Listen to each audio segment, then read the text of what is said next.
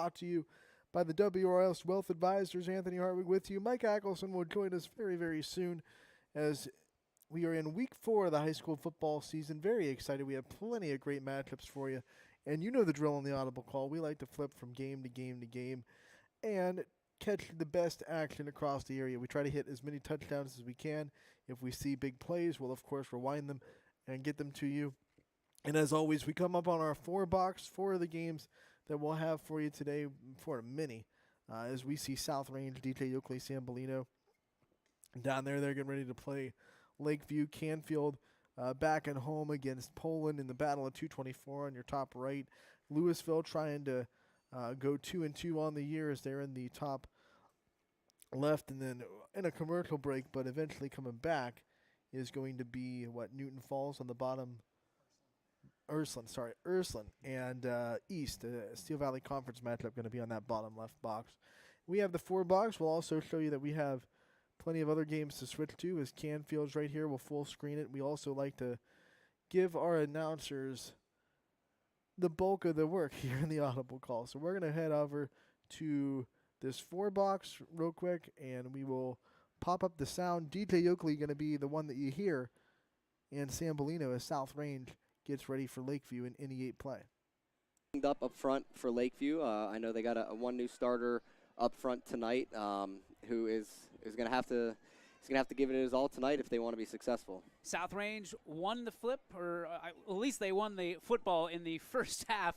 So we will see that, and then it looks like Lakeview will probably, I'm guessing they deferred, and they will get the ball to start the second half. So South Range, they've been successful, and they've seen a couple kick returns in the early goings of these ball games, some of them having flags, but we've seen some of them go through. For you, special teams, how important is it on a night like tonight? Tonight it's especially important because you know you're going to be in a game. So no bad snaps, converting all PATs. Special teams is going to be a huge part of tonight's game, unlike what we've seen the first few weeks here with South Range. South Range, like you said, their first few kickoffs for the first few weeks have gone for, one was called back, and they ended up getting the ball at the 20 going in a short field. But they've done the most with their kickoffs to start the game, and they've been successful. I think they're 3 for 3 this year on first possession touchdowns, and that's huge. So I know Lakeview is going to they're preaching to get them off of the field early so that it's almost like they've started with the football for both halves. So this first possession is going to be huge for both teams. 81 degrees, your temperature at kickoff, and clear skies according to Storm Tracker 21, where you can download the Storm Tracker 21 app absolutely free of charge in your app store. The Storm Tracker 21 app, it's what we use because we know last week completely different circumstances with the rain coming down from the heavens. Tonight, beautiful skies above Rominger Stadium. The game off, kick it off to the Tigers. Booming kick will be picked up by the Tigers, and we got an open field in the first. That's the way to start the game. That's number 3. Touchdown, Newton Falls.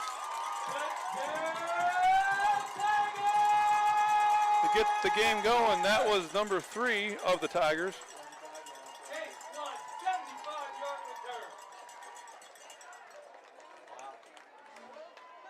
Don't have a number 3 on my,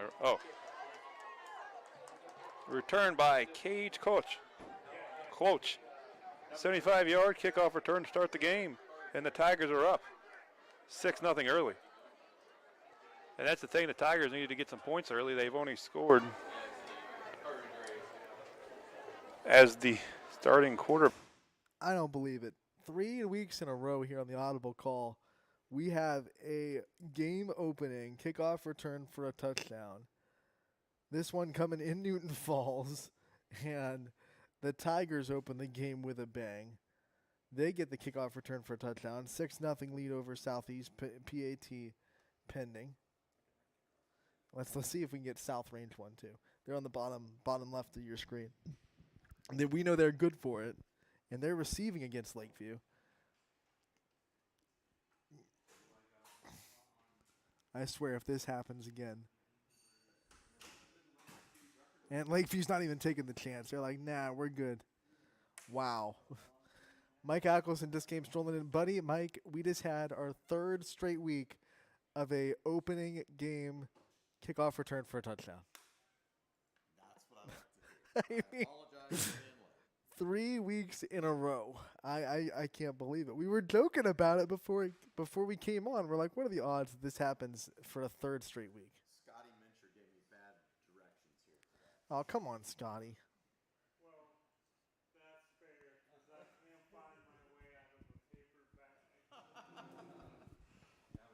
Scott.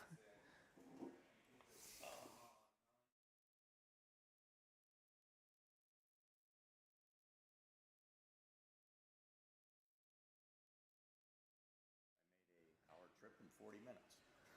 You didn't, without speeding, right? You weren't breaking the law or nothing, right? We don't do that here on the Audible Call. When you go back roads, there's no road signs. So there is no road, right? Loophole.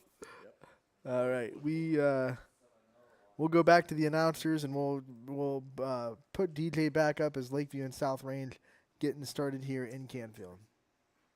Well, I'm really looking forward to seeing how they defend this. This power-hungry offense. Raiders line up. 2 receivers near side now, completely flipped. They're going to send Dominguez to the left side again.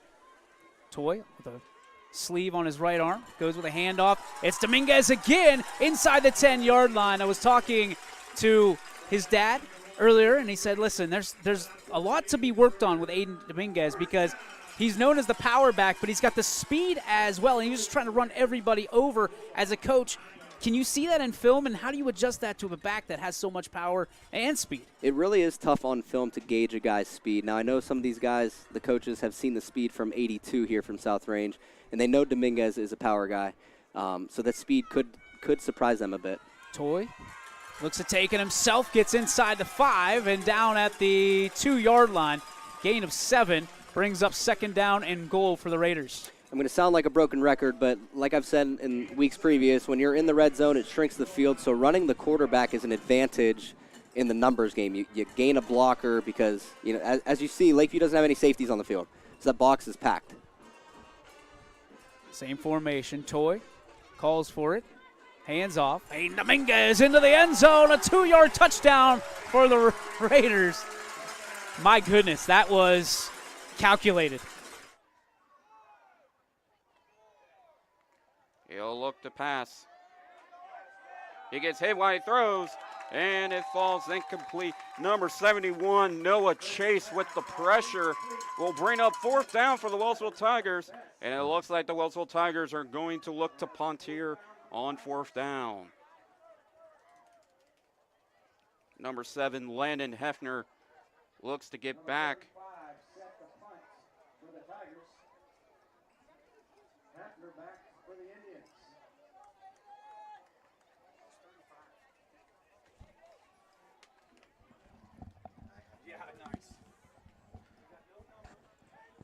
All right, number 35 set to punt for the Wellsville Tigers. I don't have it, and I apologize to the young fella. I don't have it, or I guess it could be miss at this point. But Mitch motions wide, going to throw a wing. He's got tipped. Tipped there by, I don't know if that was Tyler Davis got it, 19. I didn't quite see who got it, or was it Colton Loy? But one of our defensive ends there. Evanish had definitely a lot of green space in front of him, so nice play there. Keeps the Leopard defense alive here. Second goal from the 5. More like to with that H-back set. Going on a little power here. McCord to Stanley, got the lineman pulling, and he's going to push forward for about 2 there. Looks like Wyatt Smith, I believe, was on the tackle. Nice little line action we have there. We do. We have, we're pretty big up front offensively and defensively. Got rid of the Josh Nicholson clogging it up the middle there, forcing everything outside to Wyatt. Good tackle by Wyatt. Third and goal. Look at this set, Mac. They're going power football. Power eye here. Power eye there. Now, they ran this and are they going to break out of it, you think? Well, no. They actually ran this against, was it Mogador last week? And they ran a little boot play off of it for a touchdown with McCord. He's a pretty good athlete, so. So quick timeout here. We're going to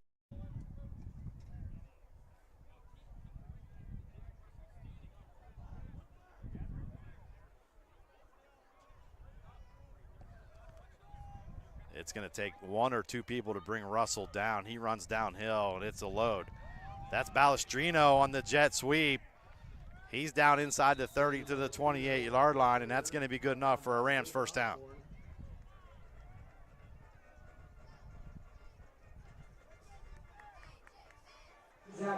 No, back to the line of scrimmage. So first pass attempt did not go the Spartans' way, so it's going to take a 2nd and 10.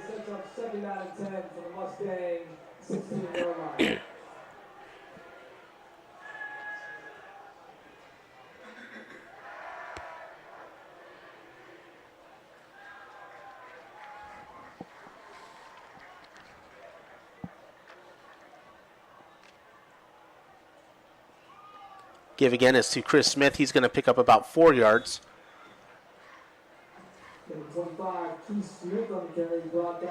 Sorry, Keith Smith. I think I said Chris Smith a few times. Doing everything that you're taught to do, and it's fun. That's football fundamentals in which Dominic just came through with. Was able to make the stop with little gain.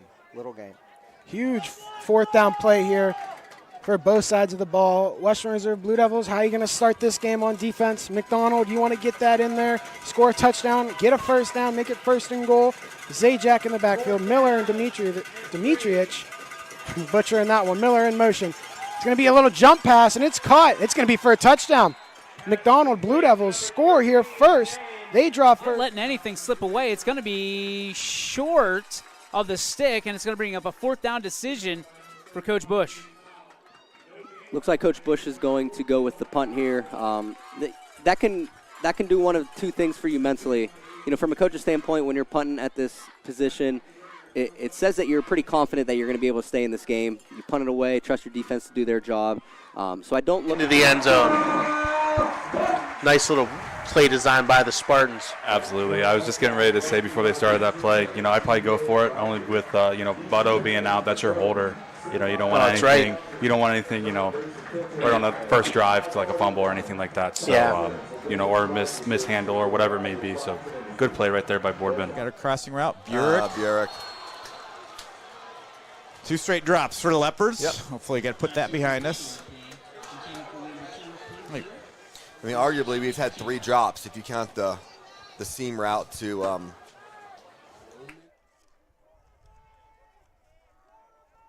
First and goal for the Rams. Shingeldecker follows his running back, Russell, but he's going to be brought down maybe for a half-yard loss on the play. The ball carrier brought down by Vincent Fay.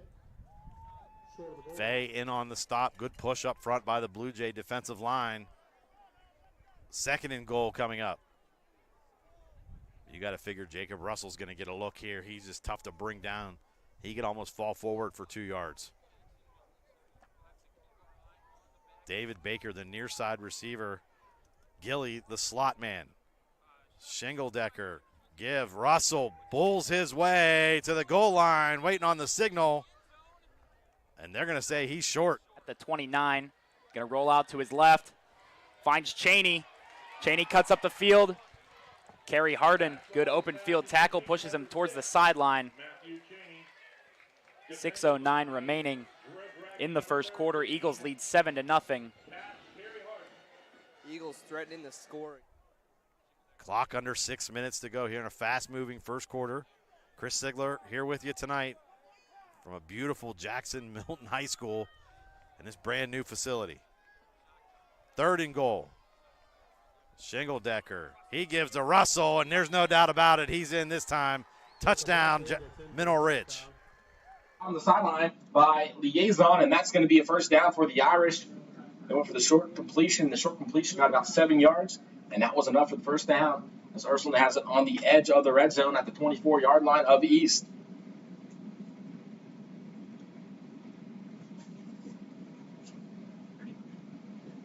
Farrell dropping back, looking to throw across the field, caught by Patterson. Patterson puts on the move. He's running, and Patterson scores He planted that foot. He cut it upfield, weaved his way through a couple of Golden Bear defenders, and Ursuline up to a 14-0 lead just like that. And they're going to go and probably send And Hefner to his left side. He hands it off to Hefner.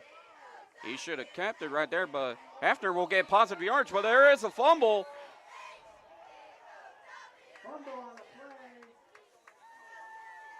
And they will say Southern still has the ball. Hefner had his knee down to the ground before he fumbled. Some pretty young D-backs. Really, this whole Freshman, team is sophomore young. out there, yeah. A few leaders in Avon Fryer, Chris Baker, and then, of course, Dante Williams. But looking through here, they have a lot of sophomores and freshmen on this team. Only a few juniors. I believe only 2 juniors. Hackwelder cuts to his right. Hackwelder. Breaks a few tackles, gets the touchdown. Bounces Eagles to the outside. get a 2-possession lead. Hackwelder used.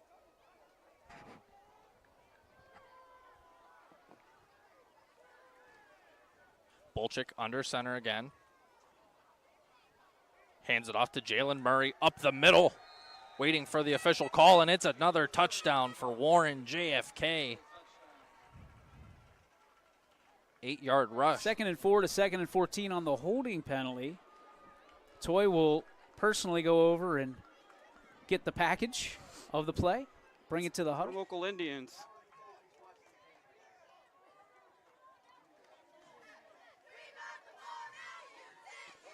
No. 4:25 remaining in the first quarter. A little screen pass to Braxton Salone. Salone will keep going, and he will go in. No, he will be out of bounds.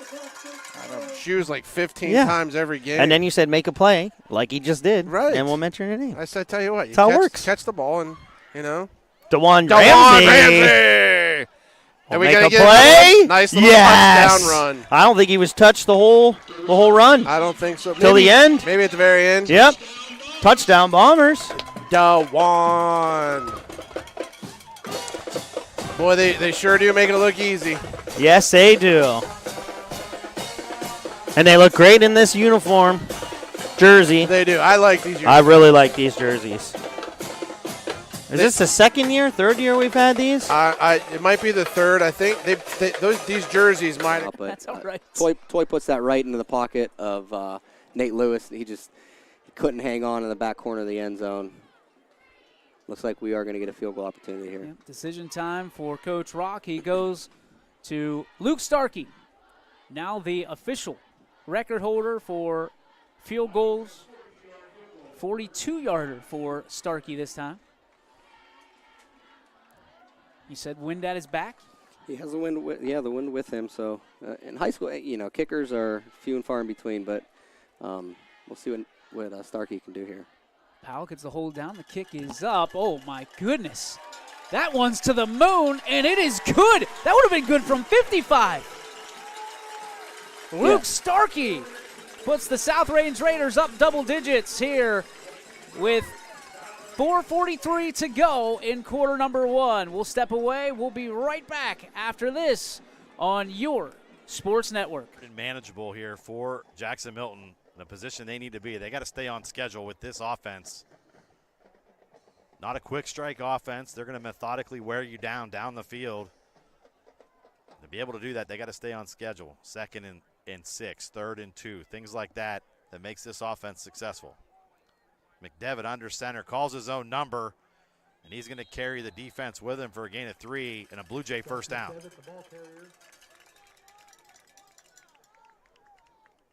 Brought down by Raiden Rossi.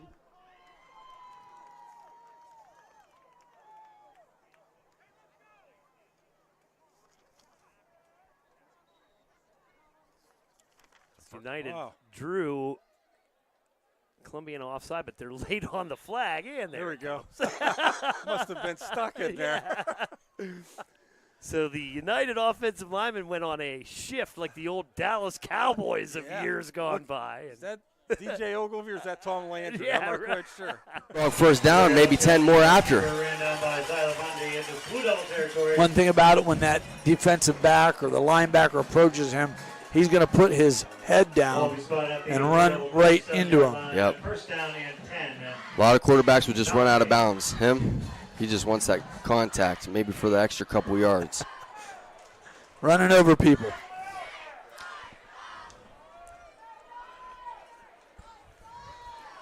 The Dogs are in no hurry to get their plays off. They're taking their time, making sure that they execute.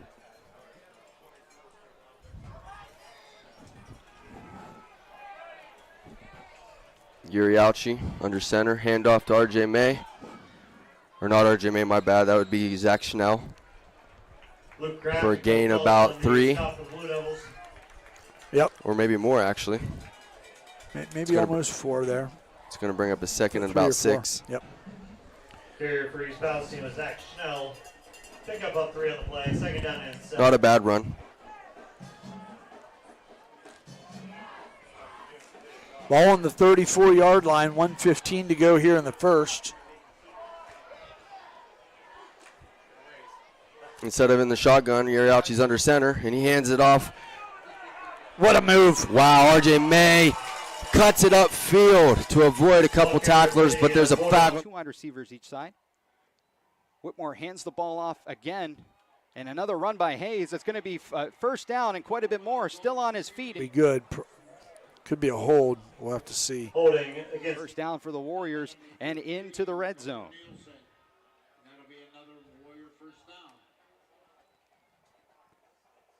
I want to welcome everybody in from the Audible Call with Mike Ackelson and the gang on Facebook as well as ysnlive.com. Remember to open up another tab. You can actually watch every game that's going on in the area, including the Audible Call if you want to watch every score. Nevertheless. Ball will be spotted at the 44-yard line. That's second down and 17 for East Palestine. Yeah, back to the 44. Now they're going to have to the left for Whitmore with Hayes to his right. He gets a snap, fakes the jet. He still has it. Whitmore pushing forward, and he's going to get close to the end zone, but he's going to be stopped short by the Tigers. Good job to keep him out at about the 1-yard line and bring up second and goal. We will see, it looks like what might be the final play of the first quarter. It is close, almost in tune. We'll 3rd and 17 for the Bulldogs. It looks like they're going to have to pass it here or do something to get some big fields. Coca in the gun. He gets the snap. He's going to keep it. He's going to go to the left, but then cut it back up to the middle. Breaks a tackle, and he's throwing the 10, the 5, and he gets there for a touchdown. Cardinal.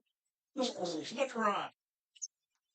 Bounced off guys. He just couldn't wrap him up there. He just kept the legs moving, got in there. What a play by Enzo Coca. We will see Whitmore line up under center in more of a Maryland set, stack eye.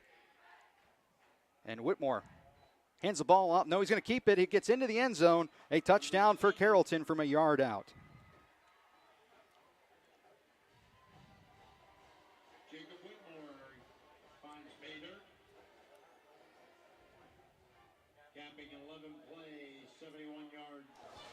Nicholson, so the young guys are growing with them. Lamar, DeMarzio is going touchdown. to walk into the end zone for the touchdown there. And we have the freshman. We haven't called his name yet. He was the kicker who kicked this ball off earlier, as well as he's the kicker right now, Haven, the freshman. Waiting for the signal. And we get a whistle. Referees want to talk about something. Not sure what might be missing, but a player, maybe it's equipment related, hard to say. We have a player coming out. Pass. You're not totally giving up on the run. That's what makes it a little bit tricky, but, Mr. Dominguez there as your stand-up defense end does a great job kind of holding the edge and allowing his teammates to rally the football and make the tackle. McCowan going to be in the gun again. Takes a peek at the left side. He's got 2 to the right side as well. Man in motion. McCowan calls for it. Out of the backfield. Looking, firing, has a man, plenty of room and plenty of speed. My goodness. See you later, Easton. To the 10, 5, touchdown. And guess what? 83 yards later, Lakeview on the board with a big tutty. That's a great setup of a play. In high school football, you don't really account for the running back out of the backfield. You talk about it here and there, but you don't see it a whole lot. Lakeview does a great job condensing their formation on the left side, widens Easton out a little bit. He just wheels right out of the backfield. Nobody runs with Easton. He's wide open, and Easton does have a track history, so he gets the ball in open field, and he's in a foot race. He's going to win a majority of those foot races. Snap good, kick up, and kick is good as well. Quarterback, we have a do-it-all on our running back. There you go.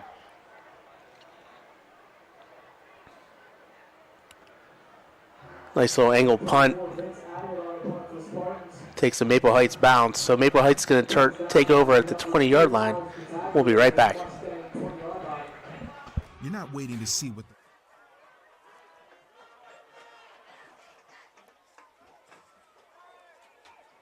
So 1st and 10, or actually wait, they didn't change the scoreboard. It's 2nd and about 6, maybe 7.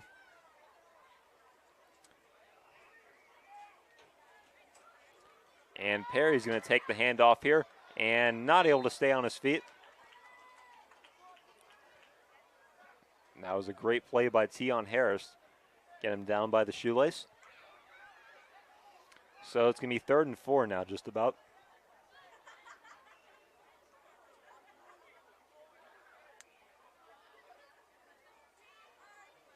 And actually more like 3rd and 3. Ball spot 34, then you get inside kick. Not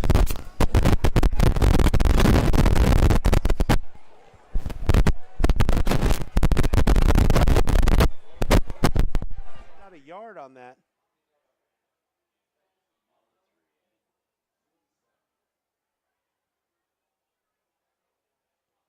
Same formation, hands off to Webster again. Webster's grinding and turning. Falls down to, looks like the 1-yard line. It's going to be 3rd and goal from the 1.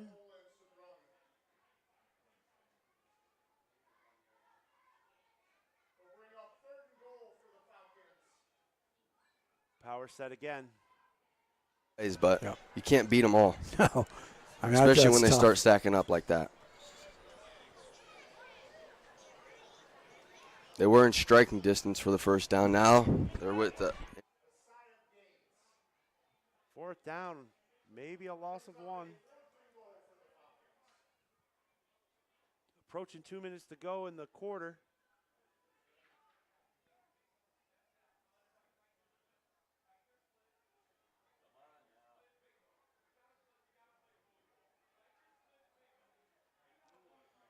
Heavy on that right side. Direct snap. He got it. Looks like he got in. Personal foul. Yeah, it was. Yep, personal foul on the defense. Did not get in. The Raiders will take over. It's got to be on the 1-inch line here. So that's going to bring them down to the 5-yard line. 1st and goal.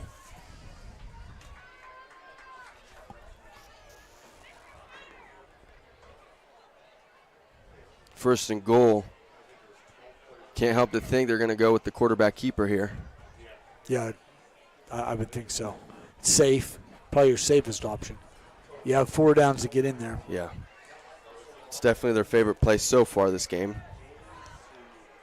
And they run it many different ways. But they also got 3 in the backfield. So they actually got R.J. May playing quarterback here. Another flag on the play. But that's going to be on the defense this time. Yeah, they lined up in the neutral zone, it looks like. So that'll bring them halfway to the distance of the goal, which will be on about the 2-yard line. And they're going to want to make this a quick play. R.J. May under center. We got Uriachi blocking. 21. Up the middle, fakes it, pitch to the outside, and nowhere to go. Brought down around the 14-yard line, a loss of 1. Big stop. Goal from the 3-yard line. That a gain of a couple as Bartone is on the tackle. And I said a couple, and I guess what I should have said is a gain of right around 4 or 5. So 4 yards there for Finn Keenan. And now Keenan's going to go under center here. He's got Katz in the backfield with him.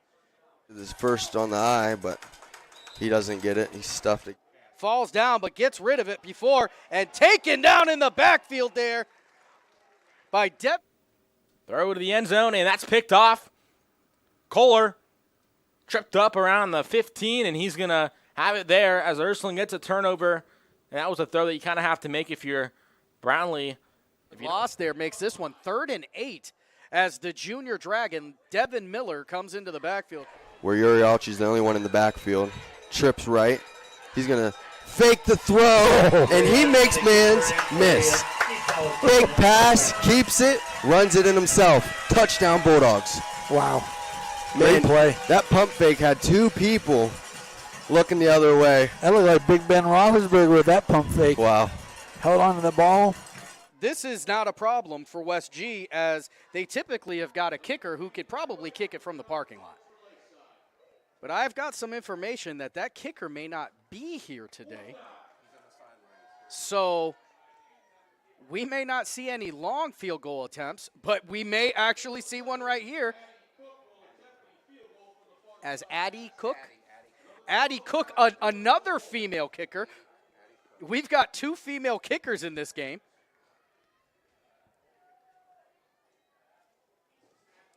Kick is up. And ladies and gentlemen, that is money. Good on the kick, makes this one 6-10 with West G in the driver's seat. At Greenwood Chevrolet, we're built on dependability.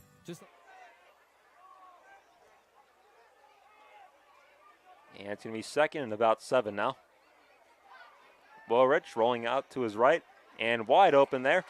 And passing to be complete. Would be in South Range's face. Looks like we're gonna go at least approach the line of scrimmage.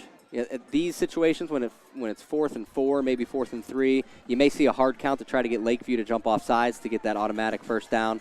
But South Range isn't afraid of nobody. They'll run a play here.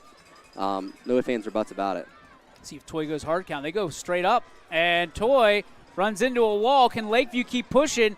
It's going to be who goes stronger in the weight room in the offseason. It's a first down for South Range at the 10.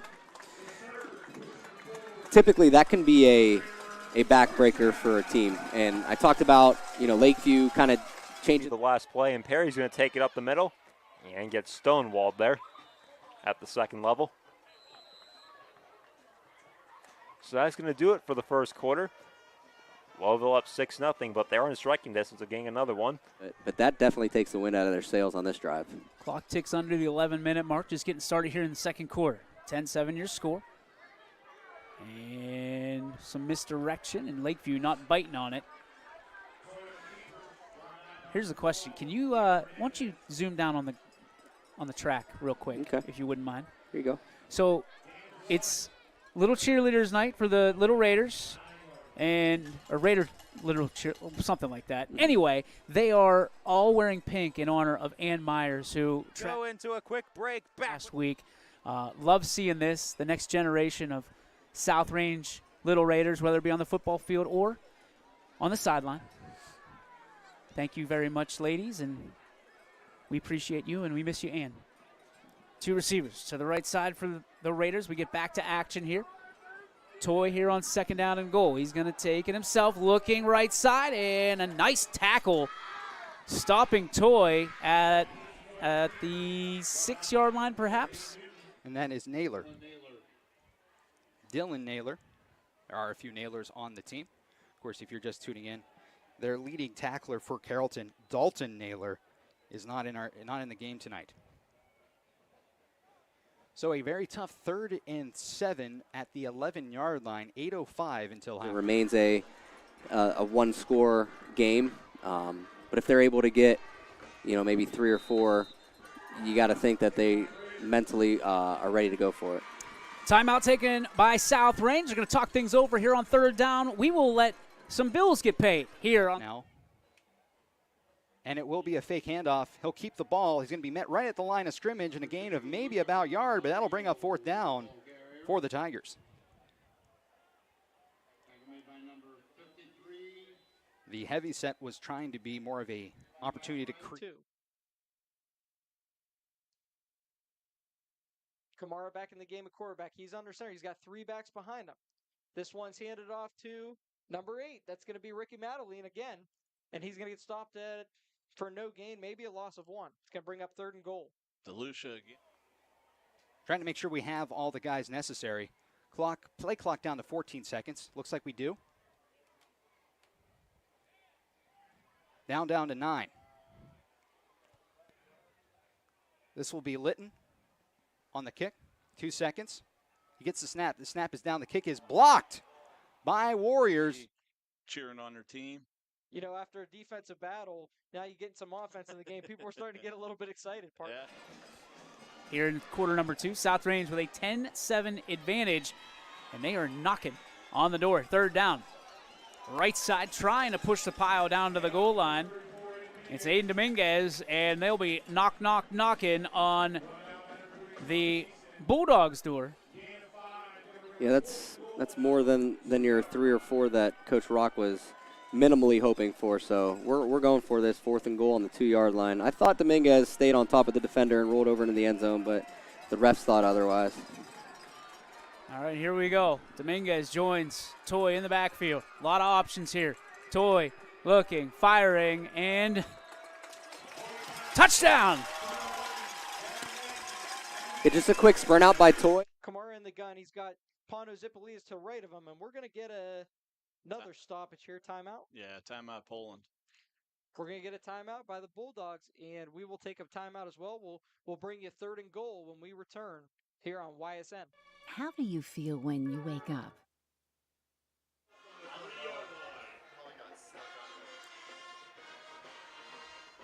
Odom and Miller to the top of the screen. Has Mihalis and Songer to the bottom.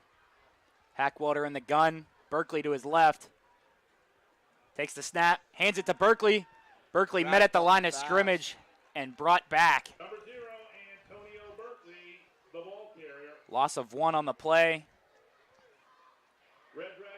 Loss of 2, 3rd and 5.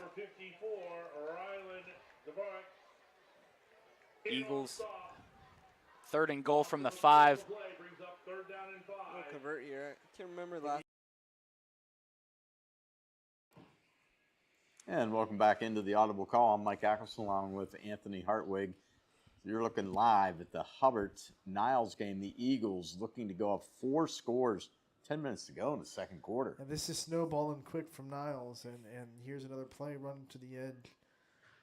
Well, it looks like what an effort by Hackwalder. That's a touchdown. I was going to say he was stopped, but, 3 or 4 times maybe? Not so fast, Anthony. Yeah. Hey, we got some pretty good games going on. We got some that are starting to get lopsided, and once they get real lopsided, yeah. Lowville Camel, pretty good game going on too right now, 6-0. Red Devils, unfortunately, though, have had a little case of the turnovers. Yeah, the last touchdown you saw in the Audible Call before that Hubbard one that we came up with was South Range scoring to put their lead to 17-7 on Lakeview. That was on a 4th and goal at the 1-yard line. David Rock, no field goals. We're not when we're down that close. No. He went for it, and there's a touchdown. Just like that, Lowville goes up 2 scores. Now we're on Poland Canfield. It's at a field goal. So that cuts that lead to 4, 7-3 now. Again, the Audible Call brought to you by WRS Wealth Advisors. What do you say, Mike? Let's check out the 4 box. Okay, there we go. We love that. Got Louisville in one of them. Ursuline down in the bottom left. To the right, South Range and Lakeview on the bottom. Up top, yes, that was the Poland Canfield game. So we love that 4 box. It's awesome. And how about Louisville trying to become 2-2? They've had 2 losses this year that were by 1 possession. Yeah. So they're looking pretty good against Marlington, I'd say. And East had a chance a little bit earlier, but Ursuline with the interception, and now they're starting to run away with that game. They're starting to turn on the Jets there. So the Irish looking pretty good. We'll just keep moving game to game to game. Lots of good announcers on the calls tonight. We just chime in here every little bit as we're into the 2nd quarter of most games. Don't forget, folks, at halftime, we don't break away. We like to show you the bands. It's bands time, and the band played on, Yeah. got that. But just a reminder, if some of these games do become lopsided, you can still watch them. Anthony gets to tell you where to go. ysnlive.com/live. So you can keep watching your favorite team there, or you can stay with us on the Audible Call where we just keep shifting. But you can also do it at ysnlive.com. You can go to any game you want. So we'll just keep checking it out, and let's head back to our announcers, Anthony.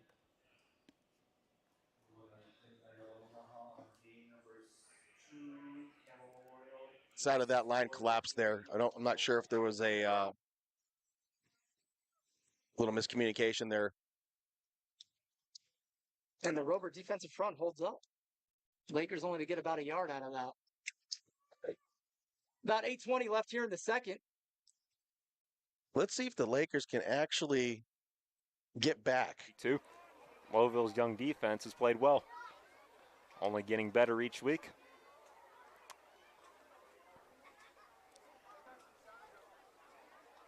He does it. Look at that. No blacks. 32 yards. No black. Bedford Trails, 7 p.m. every Monday, where I'll be interviewing players and coaches each week. So definitely make sure to tune into that on the YSN Live. But play resumes here. Lambert's just going to dump it off here to the flat. And that flag was a missile. That came all the way from the 30-yard line and almost made it to the 50. How about that? Well, we'll see what the flag is. Pushed out of bounds by the Rockets, but we do have a flag on the field. And yes, apparently it is. Maybe a disagreement there between the officials, but at any rate, Moorhead brings him up. Gets handed off, coming around number 2, comes to the sideline, pushed out of bounds there by Ben Schwartzfigger. That was Jordan Johnson on the carry. 9 minutes left here until halftime.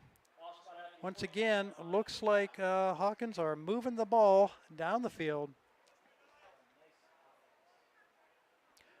Picking up a fair chunk of yardage on most plays. And we'll have more later. And we have a running play here. Going for the goal line. And in for a 30-yard touchdown. Space, not much, but he gets about 4 yards. And 4 yards doesn't seem like a lot because they're big pickups, but 4 yards a play is a first down. Yeah. In 4 plays, so in 3 plays, my bad.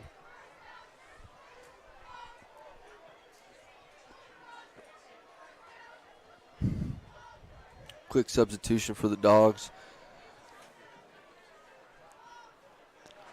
And they're bringing in the play to the huddle. Tanner Morrow coming in the game.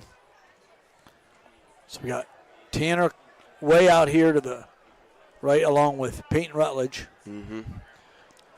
Quarterback keeper, he goes right up the middle.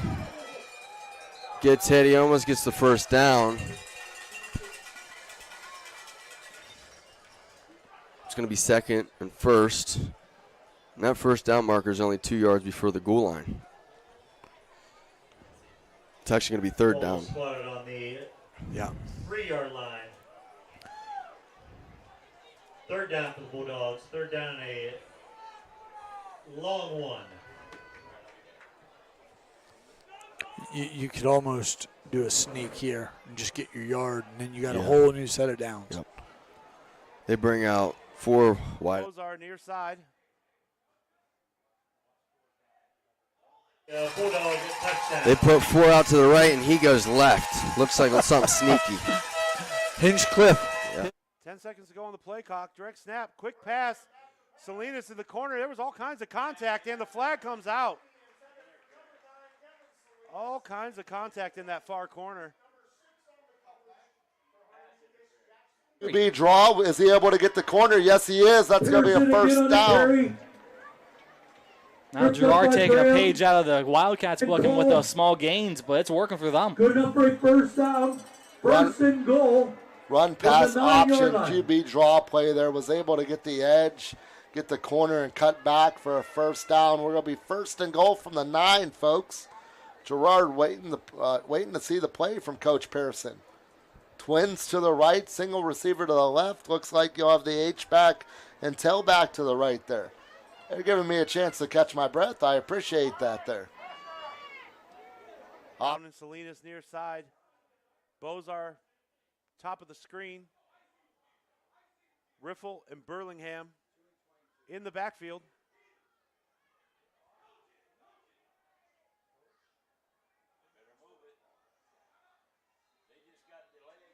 Delay a game by the Falcons. I don't think they got it off in time. When he really filled the hole and stuffed it there. Good play for the Cats as we approach about 4 minutes to go. Gerard milking the clock here, really trying to make sure that Struthers doesn't get a good possession no matter what the outcome of this drive. Tailback in motion to the left, QB up the middle. He's down around the goal line. Did he get in? No, not yet. Pearson again on the carry.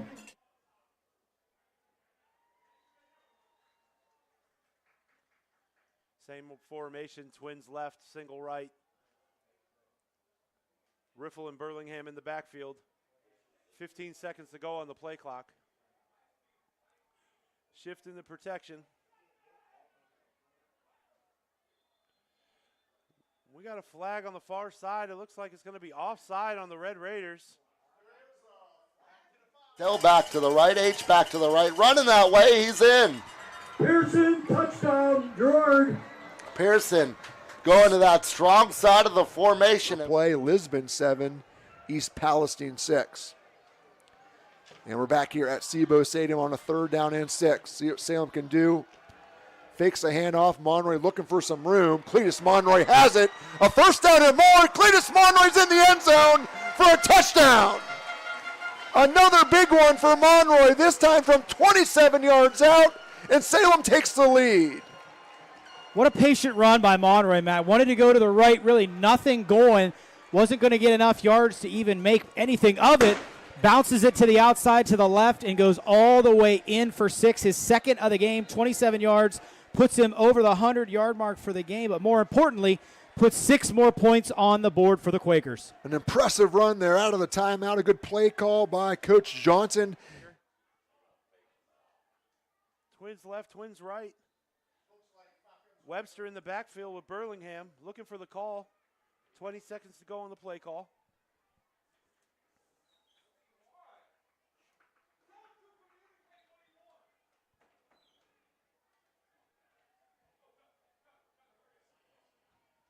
Play clock it down to 5. Quick snap. They're coming for him. He steps up. Still moving his feet, but they're going to bring him down short of the line of gain. 2-point conversion is no. Through the line and able to get about half the yards needed on the first.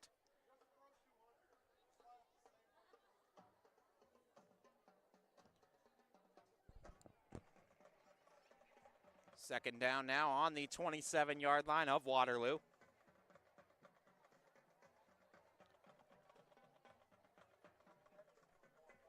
Springfield been utilizing that read option with Baird and Gentile. Gentile's big runs in that first quarter. Got to keep an eye on him too, and it's opened up the running game for Baird a bit now. Able to control the snap. Nice fire to Cunningham on the outside. Staying on his feet. Grown man strength into the end zone for 6. Carson Cunningham, the catch and run from 27 yards out, and the Tigers add another to their lead. You know, their bells started going off. They stuck their foot in the ground. Safety and corner kind of converged. But Jaden Warner definitely got behind the corner safety there, and if we can get the ball, you know, in stride to him, that could have resulted in 6. That could have been dangerous for South Range. 17-7 here. Lakeview trying to change it up on second down, pulling out all the stops. Make something, and he had a guy, Chad McKibben, breaking route to go do that, make that play. Kroger's under center, 3 in the backfield, single receiver, and that's up the middle to number 2. That's going to be Nick Malik, but he has stood up. Damon Brainerd. By number 74, the senior Damon Brainerd. And Sean Croston, the junior, getting in on that play. And number 22, Ty Vickery. But Damon Brainerd got there first, and Yes. He's handing it off to Katz, and he's in there untouched for a 1-yard touchdown at 3:42. Second and goal for the Rovers. Mullally under center, 3 backs again. Another dive play, rooting. He's driving, but he's short. he's short again. Lakers able to get a good push. Damon Brainerd again. Absolutely. Sticking his nose in there, making plays. Lakers with a tough task here. 3rd and 2. The only good thing here is that they cannot get a first. So Yes. make a couple stops here. Love to see him get a play in the backfield. We'll see Take what over. the Rovers come out with, but it looks like it's going to be another run. Maybe they'll flutter out. Some high trips there, so maybe isolating the defense here. Little rollout there. McCord is throwing it up for grabs. Jockeying. And Evanich with the second touchdown and catch of the night. Yeah, it was. And that big pass play was key for the Rootstown Rovers to get that touchdown in there. And that's going to be rooting with 4:36 left in the second here for the Rovers. And looks like you have number 1, Blake. See if maybe we get some pressure here from South Range. Got to be careful. Punt is away, and it is short. Well, shorter, I guess. Uh-oh. Was it touched? It must have been. Nagy must have put a hand on it or something got him, and the ball now going to be. The ball off. It's Rock, and he gets blown up. Has nowhere to go. It'll be just a gain of 1. Micah Poopy, number 7, in there on the tackle, diving tackle to keep him, wrap him up, and then another defender came in to help seal the job, and it's going to be 3rd and 5. These 3rd and 5s have been an issue for the Bobcats early on, though. Well, you certainly see how Hopewell wants to run their offense right now. It's been all run plays thus far. Yeah, they had that one pass last time, but it was quickly the pass rush. QB keeper up the middle, finding some room, and it's a touchdown for James Armstrong. Ball to English. Does he catch it? Oh, what a catch if they signal it a touchdown. They What do. a catch. One-handed by Jamison English. Jamison English. Back-to-back weeks with the fade route. Knowling to English, and the Rebels lead by 6. That was like that was almost like Odell Beckham Jr. against the Cowboys. that exactly reminded that. An incredible catch. I mean that's one of the most incredible. In the backfield. Delay a game is that's going to move the Raiders back 5 yards.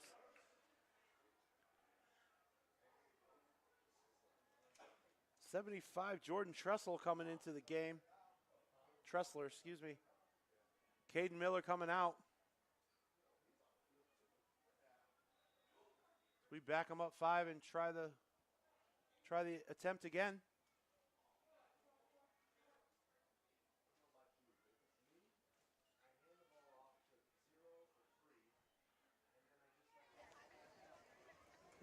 It is now 2nd and 8.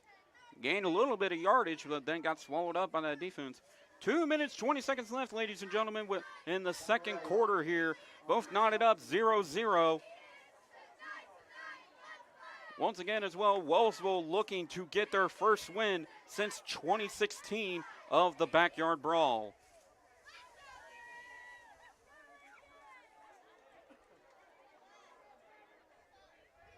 Tammy Potts will line up in the shotgun.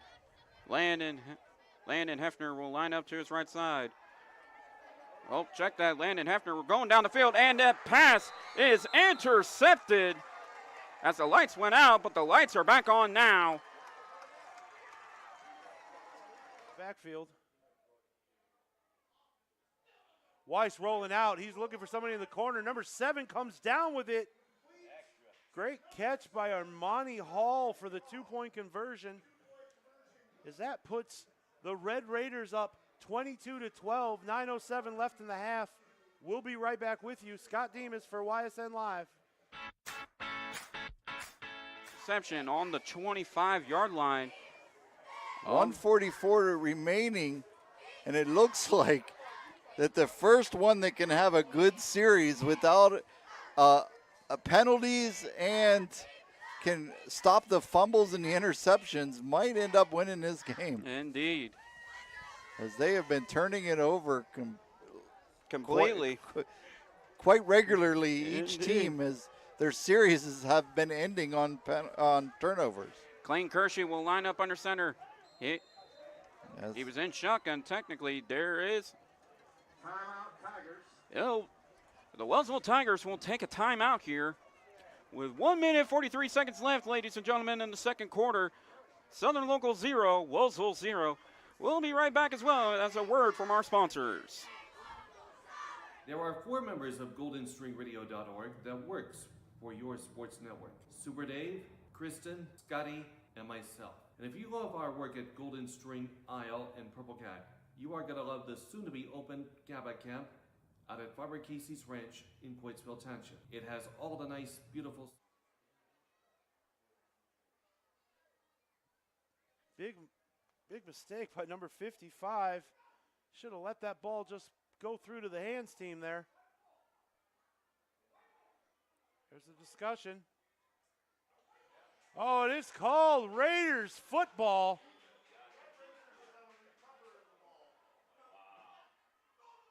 Fumbled the kickoff, and it's going to be first down across midfield. Under 9 minutes to go in the half. That ball was bouncing around, exchanged hands a few times, and the Red Raiders come up with it.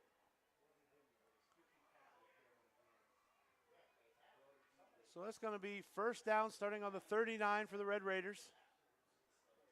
Jefferson started to put themselves in a hole here and need to push back with the D. That D line's got to get some penetration here. Wise and Olsen in the backfield. Twins to the left. Heavy shift also to the left. Olsen rolling near side here. He's got the whole sideline. He's going to give himself up there after he gains the first down and moves the chains.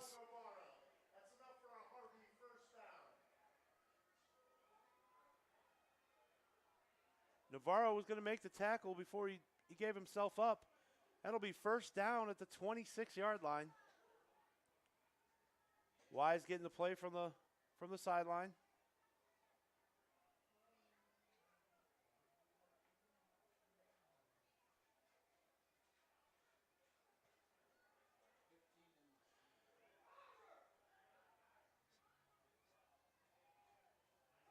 They're shifting Twins to the left. We've got a timeout, Jefferson.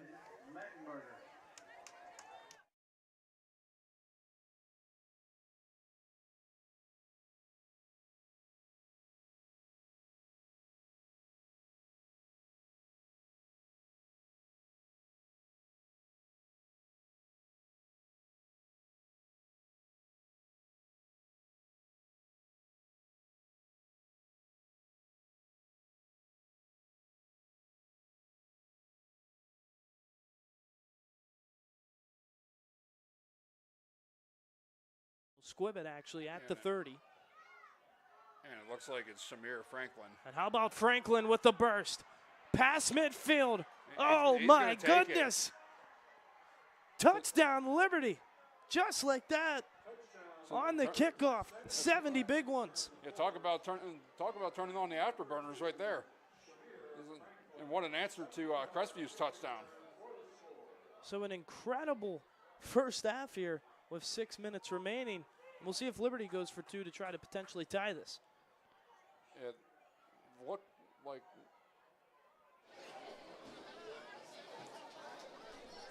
Here's the flag on the play.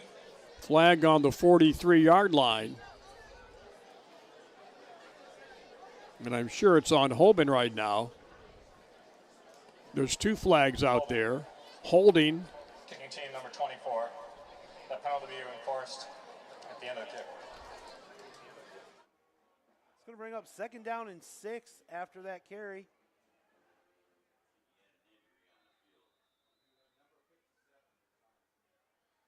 looks like we got somebody down. We'll be right back with you. Now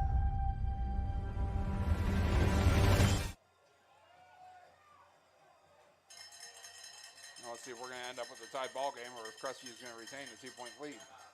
And Liberty will use a timeout. One remaining here in the second quarter. So we'll take a quick break. Rebels 14, Liberty 12. How do you feel when you wake up? After a long day at work? What gets recharged more, you or your phone? Calm your mind. Relax your body. You deserve it. Caught for a touchdown in the end zone.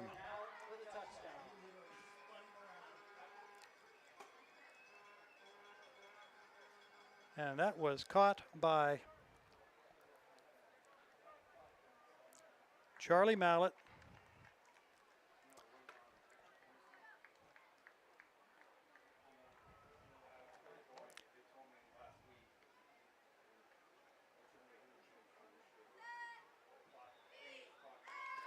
With 31 seconds left here in the first half.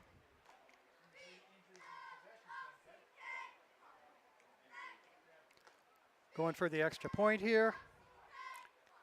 Kick is up and good. So now with the sequence of events that we've had, let's see if Crestview can run back one for a touchdown. Yeah, who's going to get that play that just kind of changes it so far? I mean, it's just been back and forth. Yeah, Rebels get a stop, Liberty gets a stop. Rebels scored, Liberty scores. It's been amazing. Yeah, this football game has been mano-a-mano. And he was the first man to get there and string that play out and then got help from the rest of the defense. Raiders break the huddle. Wise and Alston in the backfield, trips to the left. Oh, direct snap, he fumbled it. They're in the backfield with him. Big break for the Jefferson Falcons as they were not ready for that. The center snapped the ball and the quarterback missed it. They were able to recover, but not after a huge loss. A good kicker. You assume they kick the field goal here with the wind. Trying to look at the sideline here with the timeout. It looks like they're keeping the offense. This is interesting. Offense on the field. Inside the 20. We're at the 14-yard line for Lakeview. What do you pull out here? Well, they're going to have to air it out. Whether it's Imagine we'll see some motion here. Number 3 in motion. Direct snap, 15, fakes that. Oh, and they're on him. He gets loose. He finds number 5, but can't hold on to the ball. Number 5, Trent Hall, who had that 80-yard reception earlier, just couldn't bring that one in. And that will bring up 4th down on the Jefferson 27-yard line.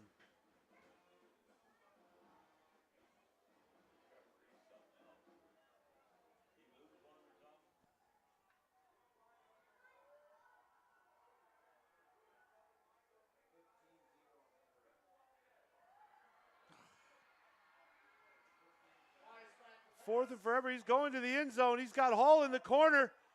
Broken up by number 2, Burlingham. Salinas was there too, but Burlingham on the coverage, and that's going to be a turnover. Rock wants a timeout now, and they're going to talk things over. Smart move. Use them or lose them. Ball spot at the 5. 40 seconds left to go here. We'll see if Cannon wants to take this all the way to the buzzer, or if they score here on the first play. Lambert going to hand it off up the middle, and Rockets, and still going actually, but he's going to be brought out of bounds. Number 2, Kevin Timlin on the carry. Kevin Timlin bringing, or that was Kevin Timlin that carry, sorry.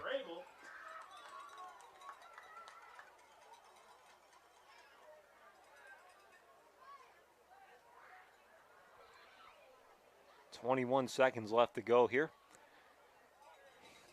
And looks like Timlin's actually down the other side after that carry.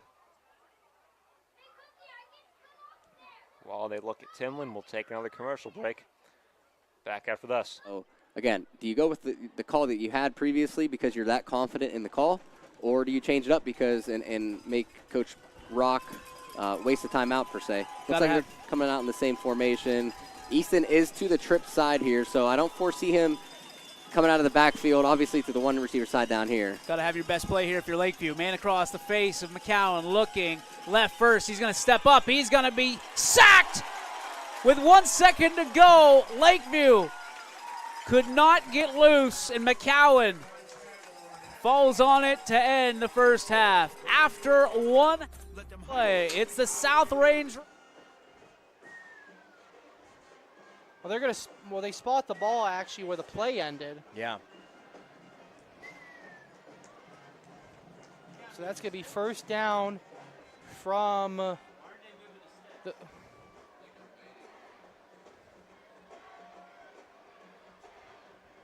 Okay, so they're going to spot it where the foul.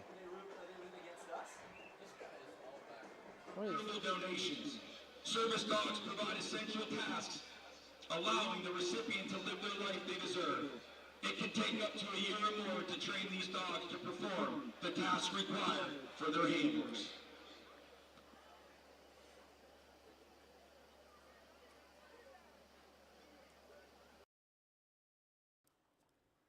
Really cool moment up at the Wyndham game. As you can see, the Bombers are up 42-0 there at the half, but they are honoring veterans and service dogs. They had all the flags out there for the different services. Just a neat little thing that they did up at Wyndham tonight. Yeah, and you know, a lot of money goes into the service dogs, and they're raising donations for you know, those funds, and it can take up to a year to train a service dog to be you know, ready to go and ready to help the people that need that kind of help. So very cool moment, like you said, in Wyndham, and all those dogs there, they're all good boys. Yeah, you can even see the dog right out by the W there Yeah. at Wyndham. He's definitely following every order that he's got. That's a game we won't be going back to just because of the lopsided score. I think 42-0. But we can also let you know, Ursuline, that game's pretty well in hand. Tuskegee Central Catholic might need one of those dogs to get them out of the locker room. They may want one of those dogs. Springfield having their way with Waterloo tonight. It's been all Tigers in that one. They're up 35-6. That's another game that we won't be going back to. But if you want to still watch those games, Anthony, you get to tell them where they can. ysnlive.com/live, and you can click on whatever game you want to watch in its entirety. Yeah. South Range had just went into halftime. They had to stop. Lakeview was inside the 20, but they got halted at the end of halftime. So South Range takes a 24-7 lead into the break. Another game, if you want to keep watching, you will have to do what Anthony said. Hubbard, they are absolutely having their way with Niles this season. We know how good Hubbard looked through the first 3 weeks of the season, and that is continuing. What is surprising, Mike, is what the Struthers Gerard game is looking down like. 2 scores at the break, and it's been pretty much all Gerard. Something's got to change for the Wildcats in the second half. Good news for Struthers, their defense keeping them in it. Their defense has been playing well all season and only down by 2 scores, but they got some work to do. Yeah, it could be a lot worse. Hey, so here's where we are, folks. We're getting towards the end of halves in some of these games. We are going to pop some bands on, but we'll keep watching games. If they're still in action, we get a great play. You're going to see it right here on the Audible Call. Speaking of, I think we just got touchdown. Field goal. Field goal from Canfield. So they increase their lead back to 7 over Poland. Great game there. I'll tell you another game just across the border is Beaver and Hopewell. Beaver leads 14-7 in the second quarter.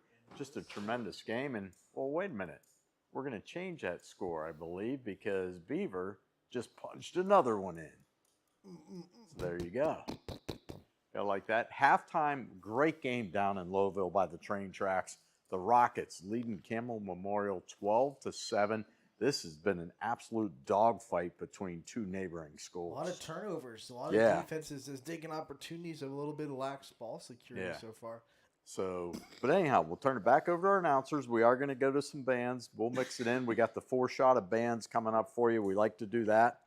We'll try to even get you audio on one of the bands out of that 4.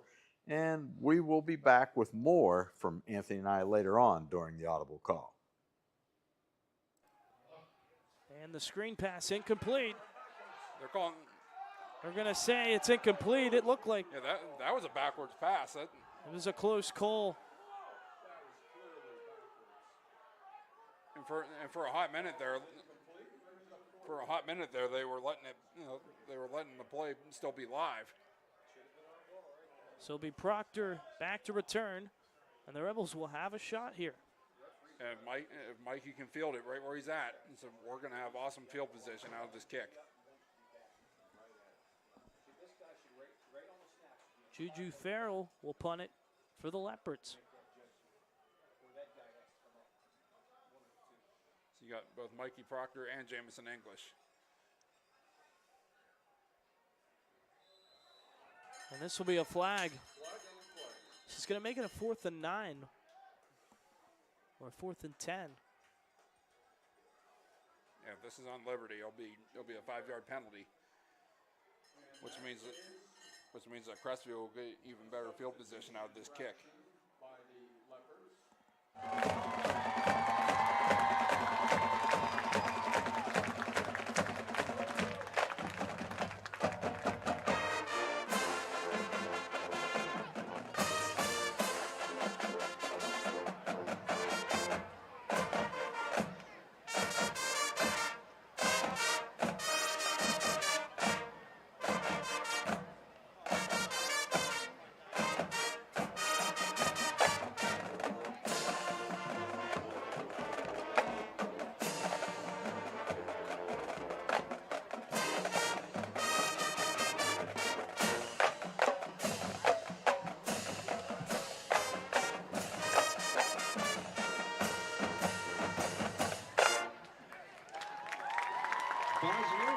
Love, jealousy, and the romantic triangle of 1890s Paris with the poor bohemian poet, played by Ewan McGregor, who falls madly in love with the beautiful nightclub star, played by Nicole Kidman, who is coveted by a jealous duke. The stage adaptation of Moulin Rouge turned the 2001 musical into the jukebox musical of all jukebox musicals, melding together over 70 current pop charts. Featuring our majorettes, the two of them from Walk the Moon and Pink, it's time to shut up and raise your glass.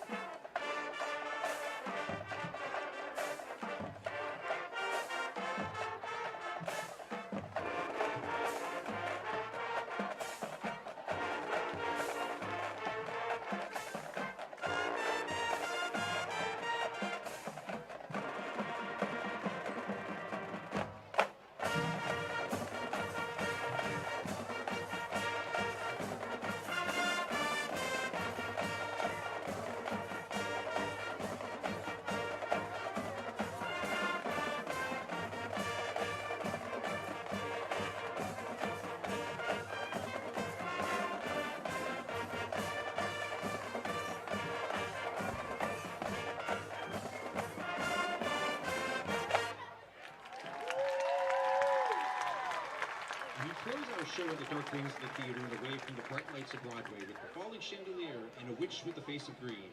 This is the title music to Phantom of the Opera and Defying Gravity from Wicked.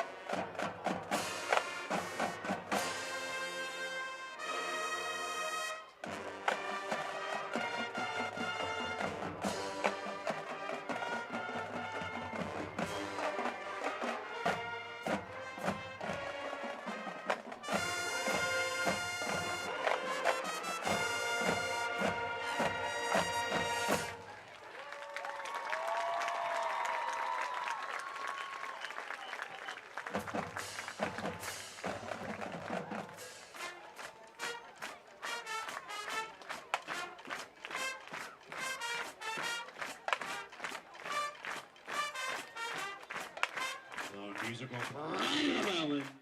And there you have it here, folks. The marching band of Howland in both Carrollton and Howland, if you will. We'll be back after halftime for more of our game tied at 14.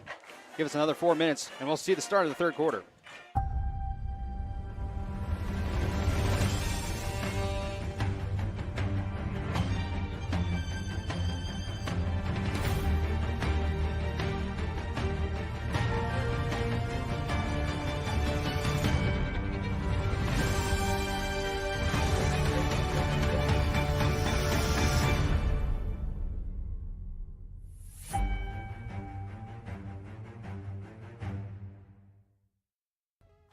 Hi, this is Zell Bush. Hi, this is Tom Clint. Hi, this is Steve Rossetto. Hi, this is Ryan Miller. Hi, this is Rich Sakui from WRS Wealth Advisors. With our combined 80 years of experience, WRS Wealth Advisors are the area's premier wealth and retirement specialists. Call 330-965-0370 to learn more about our individual and corporate financial planning services. Or visit WRSwealth.com. Go Raiders. Go Dogs. Go Cats. Go Dogs. Go Tigers.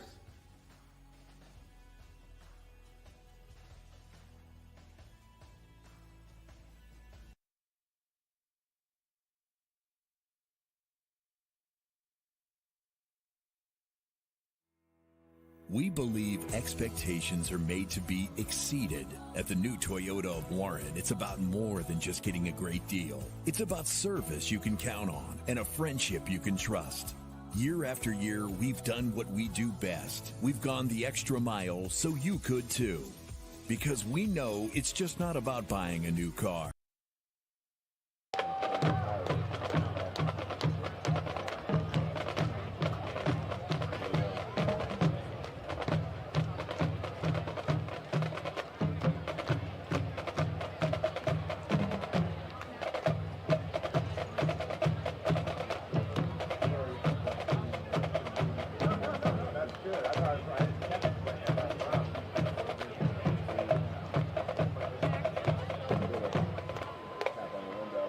Next, we'd like to play a hit that was included on the soundtrack for the Barbie movie. Released in 2023 by American singer Ava Max, we hope you enjoy Choose Your Fighter.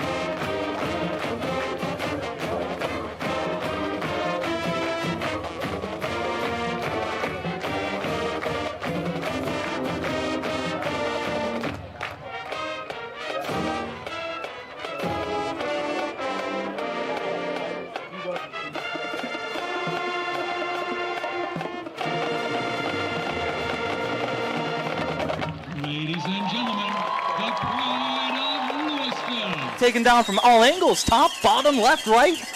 Wow. He went along for Get this a kid ride going. there. Get this kid going, man. Might end up with a trophy before it's all said and done. Maryland stacked I formation. Struthers assuming the power roll here. Bram gets the ball again, hits the hole. Bam, bam, I think he's in, folks. Give it to him. Touchdown, Devin Bram from 9 yards out. Struthers comes out and hit the Indians right in the mouth here. Devin Bram, the feature back here, as he gets about 70 yards on a few carries and gets the Cats into the end zone for the first time tonight. Extra point awaiting. Noah Carnahan on the kick. Awaiting the kick. He'll hold it. McConaughey will snap it. That's just incredible. There was no stopping him. There was no stopping Good the Cats. snap, good hold. They Blocked. take it. No, well, you know what? It looked like he might have held on. That might have been a fire play. I don't think he was able to get that off. I think he noticed last second, decided not to kick, held on to the ball and tried to run it. So, yeah, Gerard almost got a block there on the kick. Good heads-up awareness to try and turn it into something else there for the Cats. Just no good. You had multiple guys in the backfield for the Indians, about 2-3 guys by the holder. The kicker unable to get the kickoff. Holder decides to keep the ball on a jailbreak play. Goes for naught. That could hurt the Cats here in the long run. 14-6 instead of 14-7, folks. Have to keep an eye here, make sure that this game doesn't get decided by just 1 point. But yeah, like you said.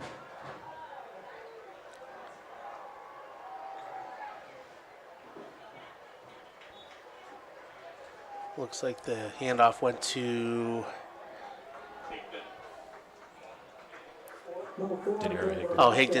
Higdon for a short gain. So big 3rd and 6 now for the Spartans. Definitely 4th down territory. Four down territory for the Mustangs. It's pretty loud here in Boardman Stadium too. Yeah, student section.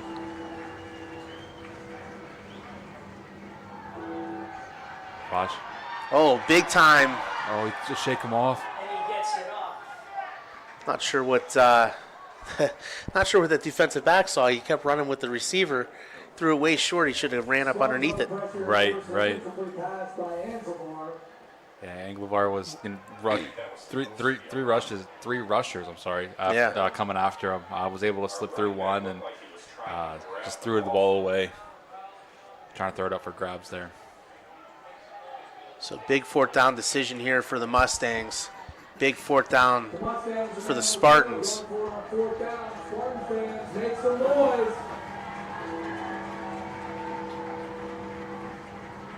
Nice rush for the Spartans. Gets balled up. Ball comes loose. Looks like it's going to be recovered by Boardman. Boardman takes over at the 42-yard line. Big defensive stand for the Spartans. Nice rush by the Spartan. James Mitchell in Front there three. again. Mitchell again. And he's all over the place. Nice strip sack there. Folks, thanks for the BSTN Student Network. You get to see a nice replay there.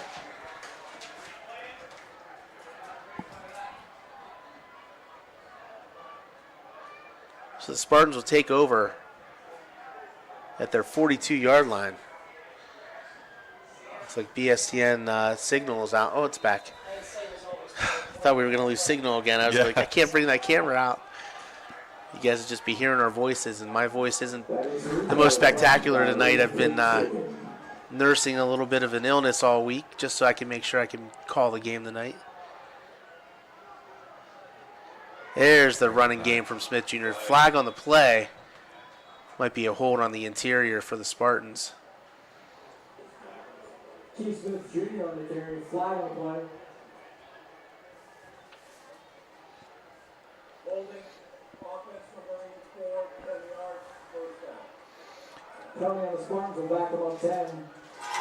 Pass out to Miller. Miller stumbles a little bit, and he's going to be pushed out at about the 42-yard line. And it's going to bring up 4th down, and McDonald in their own territory, I think, has got to punt this one off, and I think the punt unit's coming out. The reserve's going to get the ball back.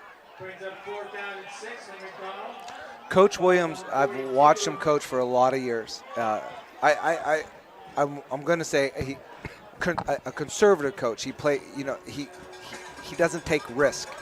So like coming out into this punt formation, I kind of predicted something along these lines because the man plays the stats. He goes by the football book, which is a lot of reason he has been as successful as he has in his coaching career. Very respected coach in the Mahoning Valley. And that punt goes out of bounds, and the Blue Devil flag.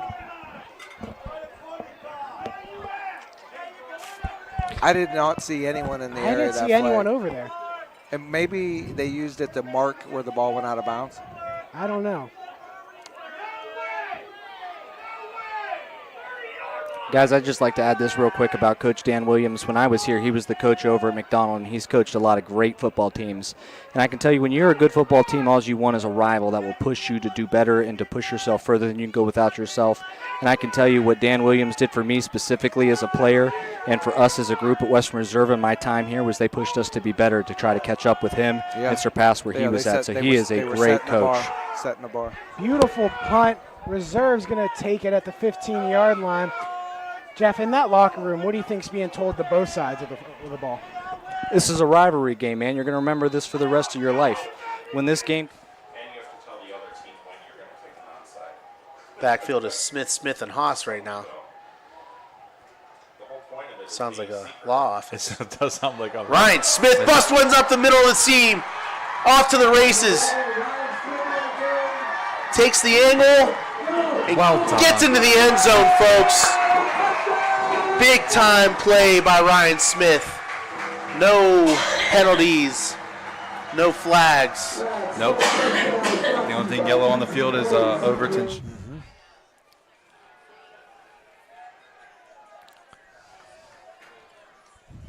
Grant Miner snaps the ball, hands it off. Hitchmaker again. Oh my gosh, he breaks a couple What a tackles. run. And he takes out left, and he's going to score a touchdown. Hinchcliffe. So they were not able to stop Hinchcliffe there at all. Couple great runs by him. Great run. Ran over some people, made a great cutback as well. Darney and Alexander at the bottom. Darney moves down to the bottom. Empty. Darney in motion. Fake to Darney. Pater's got someone in the face. He just lost one over the middle. And Abrams had to play. Oh. Yep, there it is. Taunting for sure. And Abrams got dropped. He's hurt. We got a penalty. It's more than likely going to be on McDonald for talking. And Abrams is down. We're going to step aside while we have an injury timeout. For a first down, and it will be first and goal. Couldn't get the number of the handoff there. It was a quick one. It wasn't the nearest back, but it looked to be the fullback. Believe that to be Sweeney on the carry. We haven't called his name that much since the first quarter. However, getting the first down for the Warriors. Ball officially marked at the 4-yard line. Stacked I formation.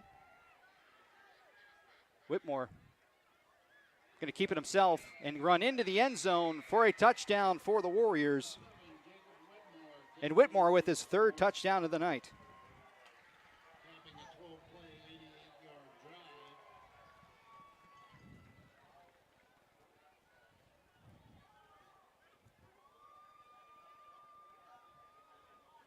The extra point upcoming. So for Whitmore, once he gets into the 10-yard line, just been kind of the go-to back, but it's not, of course, been only him get them going there. That big screen pass brought them into the red zone. He just didn't look the ball in. We have 2nd and 10. We got some cramps in the backfield there in the secondary. I think we got to go to timeout. Well, that was Aiden Nicholas right there. He's back up again. He was the one who went down earlier here, but again, because the player went down, yeah, they went to timeout again, but the player's up. It's not going to be too terribly long here. They're going to be back out there before we even get a chance to go to a commercial break here. Oh, we'll keep it here then, partner. Yeah, they're already coming out. We got 2nd and 10. Looks like just some cramps. I think he's going to be okay there. Looking to stretch him out with the trainer, Jason Day there. Shout out to Jason. 2nd and 10, about the 39-yard line. Looks like they got to get inside the 30 for a first down. Trips to the right, single receiver to the left. back sets up to the left. Another pass. Gun snap is good. A little pressure. Able to break, contain. Throws the ball. We got a first down. He makes the move. Makes the guy miss. We got a touchdown. Post corner play. Had one guy miss the tackle. He goes into the end zone after that for a touchdown, folks. 39. Gerard answers right back. 39 yards to Nick Rafferty. 8-10 once again. Not as significant as the 60-yard one we saw earlier, but wow. The pocket collapsed there. And what occurred is he was able to keep his feet, able to keep his momentum. Right before he got to the marker, he threw a dime to about the 10-yard line there. The receiver makes one guy miss and gets in the end zone. Whitfield will attempt the extra point. So it is Whitfield again here to take the kick for Gerard, as you would expect. Snap is good, hold is good, kick is good. Kick is good with 9:23. Indians extend their lead to 15. We got 21-6 here. Fireworks here in Struthers. The environment. And they sweep to Loy. DiMarzio maybe going to get a yard, if that. Yeah, this time he gets nothing. That'll bring up a third down, no gain. Excuse me, Quentin Taylor was the third deep man, so. We were covering, too, about Dairy Queen. You know, they got the French silk pump. Ball, that was an ankle turner. Not an ankle breaker. Big difference. Not an ankle breaker. I mean, no. And my vertical leap had nothing to do with me turning ankles. Aljancic and Novak here.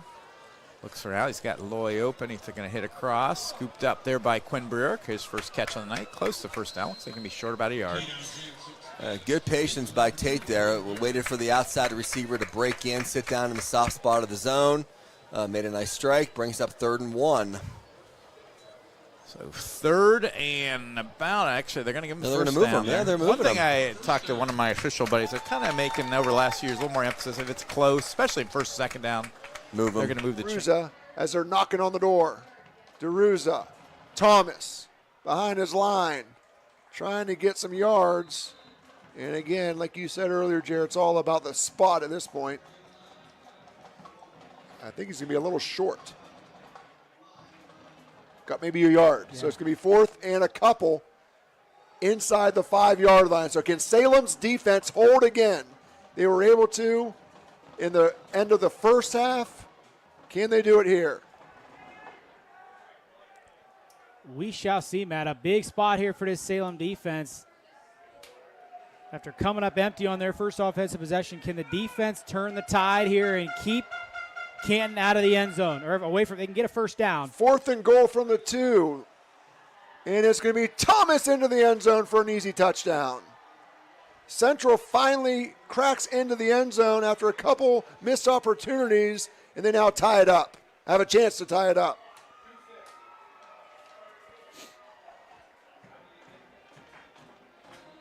As you look at the 4th down carry from the 2, an easy 6. DiMarzio, hard burst up the middle, gets all the way down to about the 2-yard line.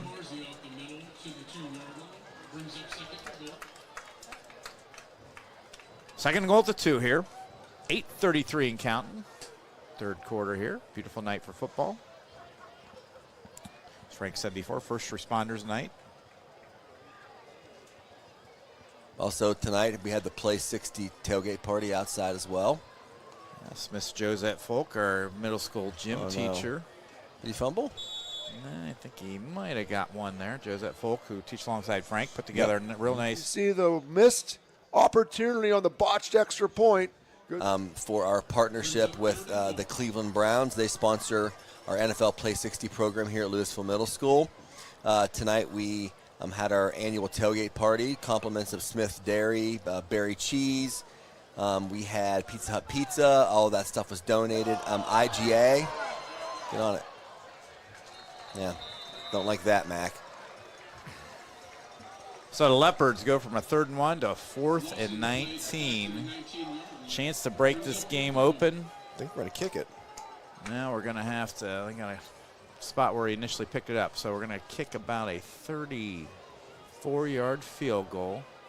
I think that was our first off snap of the season. I don't remember any of those. Logan Wonderchuk's done a nice job there, but That one had some heat on it as well. I think it was moving. Jancic from the left hash, kicks it up, looks good. Good from Pletty. Number 17. Nice. Adds 3 on, and Leopards take a 24-13 lead. Beautiful kick by Tate. Helps buffer that third down. Clayton Kersey will line up into shotgun formation here. 256. He'll have a running back to his right side and trips over Monte on lined the up right again side. on the near side. Hand off to Isaiah, looking for a sweep on the near side here. Gets past him, gets a few yards. He's fighting his way back into the center of the field. Gets across the 25. Out of bounds. We're going to mark that about Great the 26, I defense by think. number 7, Landon Hefner. It's close to a first It'll down, make it Steve. 2nd and 20 at the 45-yard line. That brings up a third down and short. Nice run. Third down and 2. Isaiah Harder. Bo here. Clock ticks under the 8-minute mark in the third quarter. One to the top, 2 to the bottom for the Raiders. Back will join Toy on the left side. Splits out. Toy fires over the middle. Has a man complete to Combs at the 15-yard line. That'll be plenty enough for a first down, and still fighting for yards is Troy Combs. Yep, there's just your simple slant route again, finding the hole in the cover 3 defense. Your outside linebacker for Lakeview flies out on the flat. The 40, he's at the 45, the 30, 20, 15, 10, 5, touchdown Indians. We do have a Gilner back penalty going flag across the up. middle. He's open. Wide open. Hit him right in the hands. My. Bouncer. 2 to the left. They're going to go with quarterback keeper again. Toy puts the Jets on. And a 14-yard touchdown for Tristan Toy. Yeah, there was no hesitation there from Toy. He saw the hole. In and out of his hands. Yeah, You'll remember that one. Yes, he will. He'll get Yes, he better. will. Man, He'll be okay. sometimes you're That's what you need here to slow things down. Gerard, no answers right now to the Struthers attack. First down going to be about right inside of the 11-yard line. It looks like the Cats can get a first down. We're under 6 to go, 5:56 on the clock. I was talking about the time might be a factor, but not so fast as the Cats hit 2 big home run plays. You see, you're still on first halftime right now, my friend. When we had those short little gains where they weren't going too far, no, they've completely upended things and turned this game on its head. They're going down the field, and they're getting big yardage here. That's 2 possessions now here, 2 series, and they're just continuing to go. Our friends from Poland 3. This is incredible. Coach Bayek looks at what was going on in the first half, makes incredible adjustments, and says, we're going to do what we do best. We're going to run the football. We're going to challenge the big guys up front that have been in that regional championship game, and we're going to give it to the workhorse Bram. And we got some guys that have his back, and Tyler Cole getting a lot of touches at tailback, the young freshman tonight. The Cats doing a great job. Well, we got a little bit of extra time here. There was a player down for Struthers, but he's already back up and hopping. Yeah, he seems to be ball carrier, too. DeSerbo was injured on a play. DeSerbo was the one that hit the big pass play earlier from Pastella. He We have a gets up. partial score from Gerard, Punxsutawney 6. Traditional Maryland I formation again. They found success here. It looks like McLeod is the up back. Bram, the fullback, Cole, the tailback. Here we go, folks. 5:50 to go. Stuffed at the line. Oh, maybe not. The big. That hurts bad. Yes, it does. Tie game. Whoa. One of the mistakes you don't want to have happen. Boy, you didn't We want don't, that. you know, our punter doesn't line up very deep. No, they never have. No, because we always have the quick kick. So The first quick and punt. goal, Eagles. Ball marked at the 10. Newbern That's under what center you turns gamble to on. Haynes. Obviously, he goes right up Orange the gut at the 10. Scouted and him very then closely. 8, Yeah. met by Noticed a that, host and of they Clippers. took care of it. I want to remind everybody, Gertis Pharmacy, remember they're helping answer your family's health questions regarding Second and goal prescriptions, from the vaccines, 8-yard general line. health. And they've been doing that for over 60 years. So thanks They to them have. being a sponsor. Newbern heads to the And huddle with remember, the they have play. the great Spartans apparel. Man in motion, Fry's in the move, throws the ball, and he is hit after he throws it. Oh, what a huge hit put on the receiver, but he holds on to the ball. Or did he?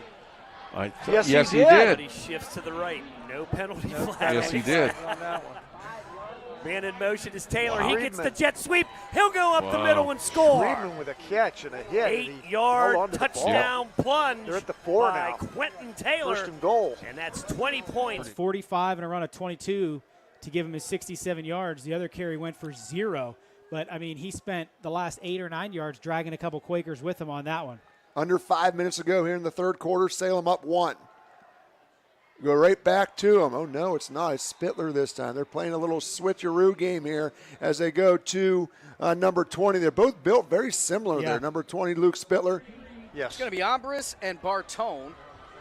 And Miller coming off the sideline as he's going to round out the rest of the wide receiving core here. Oh, bad snap. Fry tries to run it in. Ambris breaks out. Can't find the man as he was looking for Miller there, and it's dropped to the ground. And the Lakeside Dragons are going to take their first lead of this game, 18-17, 5:56 left here in the third quarter. Yeah, Sam Torres, YSN Live. We'll be right back. At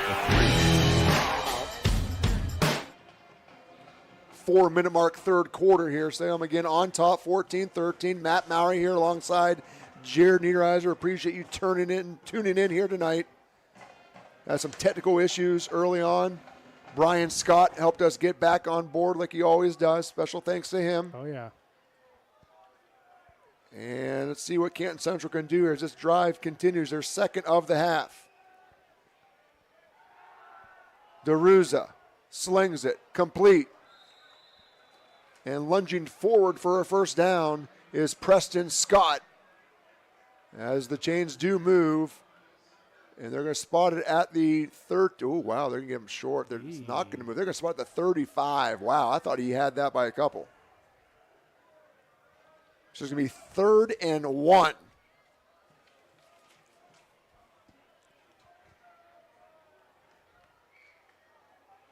I thought he had at least the 33. They're going to mark him down to 35.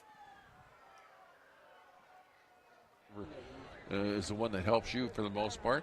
They could save you money, and it's a great time we need to start looking at that stuff when we get towards the end of the year. So call them up at 593-1191. Chris Breck, State Farm Insurance. They are here to help life. Again, Spittler's about 200 pounds. Monroy's about 180. Monroy comes off the field shaken up, unfortunately, after that play, though. That collision. And Monroe had a banged-up shoulder a week ago, and he definitely might have used that shoulder in that hit. He seems to be okay, though, as he gets a quick minute. First down and 10. Back to the ground. We lost video here as it's Noggle on the carry. Noggle inside the 25 as they go back and forth between the two running backs here.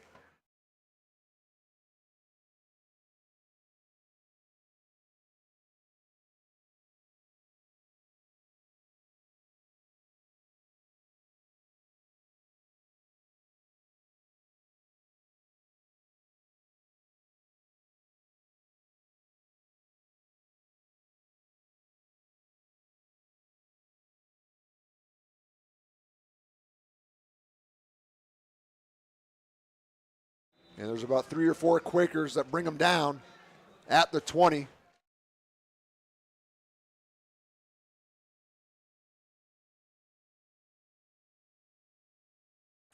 They go in the third quarter. A lot of people on the box here tonight. Cole, little circle, cut back there. Is he able to get the corner? Gets out about maybe the 2-3 yard line. It's going to be 3rd and short, I believe.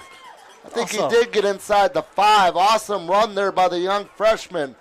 Able to do a little spin-a-rooney to get to the corner. He wouldn't be denied, folks. Where are we going to set up? I'd also like to give a tip of the cap there to Braylon Myers, the player that went down. Was why he went to break there a minute ago. Was able to get back up on his own power. It's great to see him coming out here. It's a hot one out here today. I mean, it's been really hot for early September. 3rd and 1 from the 3. Up back, Bram gets the ball. He hits pay dirt, folks. That's going to be a touchdown for Bam Bam. Cats cut into the lead as we await the conversion. Interesting spot.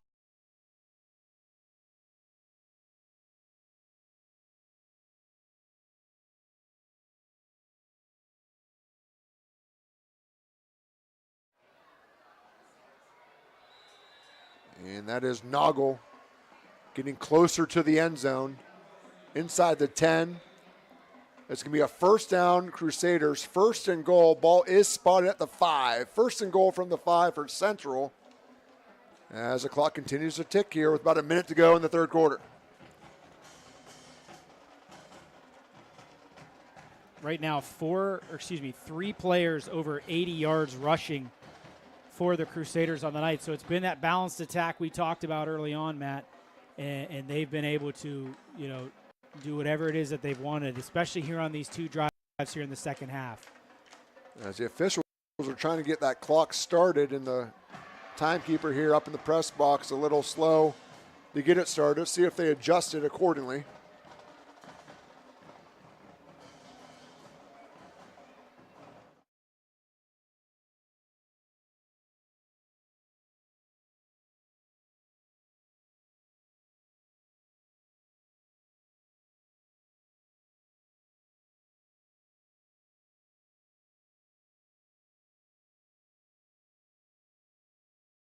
And now we go.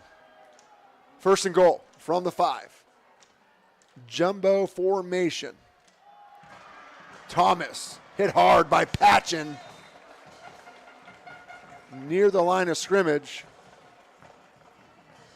There's another big boy there for. Side gets a few blocks, picks up a few yards, but he again is met by that Rover D.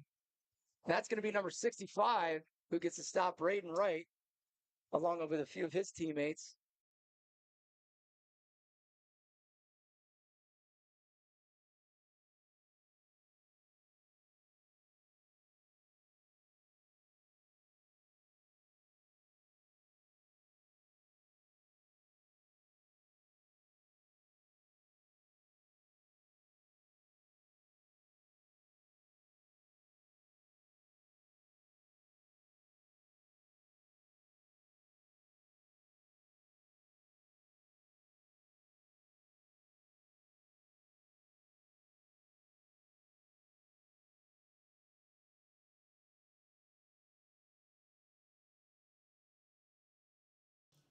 Welcome back to the Audible Call. How about Western Reserve, Anthony? That is 3 straight scores.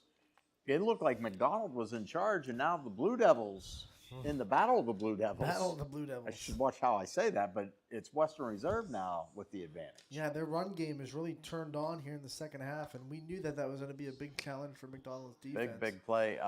Mike just told But us that kid's going gonna to be hurt tomorrow. Third quarter, Orange up on DeRuza pitches it far side. When's the last time and they it's were 4-0?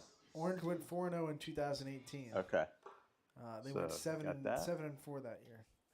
And all of a sudden, we got a really close game down in Springfield. Did Canton get the touchdown? That puts them back in that game late in the third. Let's go on the 4 box. We have a lot of close games right now. Yeah. Like, We got a dandy up in Lowville. That is Lowville. a great game, 13-12. The Rockets trying to do something, but that play is going to come back in their game. what a Flag big win down. that would be for Campbell if they're able to hold on and make Yeah. game-winning plays down the stretch. Big win for them if they can pull that off. Got a really good game out in Canfield. Still 10-3 within 1 score. It's been Hard part for Poland is they have to score a touchdown. They haven't gotten all night. but it's a typical Canfield Poland game. It's Just a knockdown, battle. drag out. Yeah, it's a war in the trenches. Got some other really good games going on. Rootstown has come back to take the lead on Pie Valley. So here they accidentally had the score wrong on that Salem game. It's actually 19-14 now. Kansas Okay. Catholic instead of they flipped it. They had 22. They flipped it, so 22-13. So 19-14, the Crusaders take the lead in Salem. yeah, things heating up as we get late in the games, heading to the fourth quarter and stuff. I know Struthers is inched closer to Girard. Yeah, but they now they can't get stops on defense. Yeah, that's the big thing. Got to come up with some stops. And Southeast all over Newton Falls tonight. How about that 30-6. game? Mike, we came in Audible Call for the 3rd straight week with a kickoff return for a touchdown from Newton Falls. Yeah. We went away from that game because no way did we expect Southeast to just answer it and come and have a kickoff And return of course they do. for a touchdown themselves. Back-to-back kickoff. Have you ever seen that? No. In your time covering high school football? No. It happens here and there, but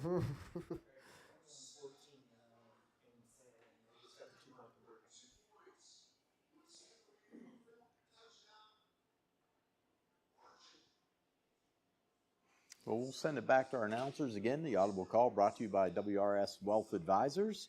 So we are heading out to Lowville. 10, 11 right here. And they're going to move up just a little bit to where the ball went out. So 2nd and 5.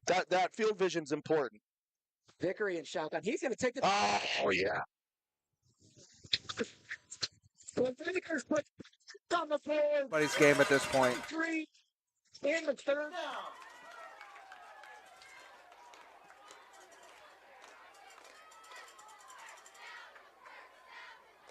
Rockets going fast here. Woolrich, another handoff here to Perry. And Perry takes a big hit right there. But I believe he got just enough for the first.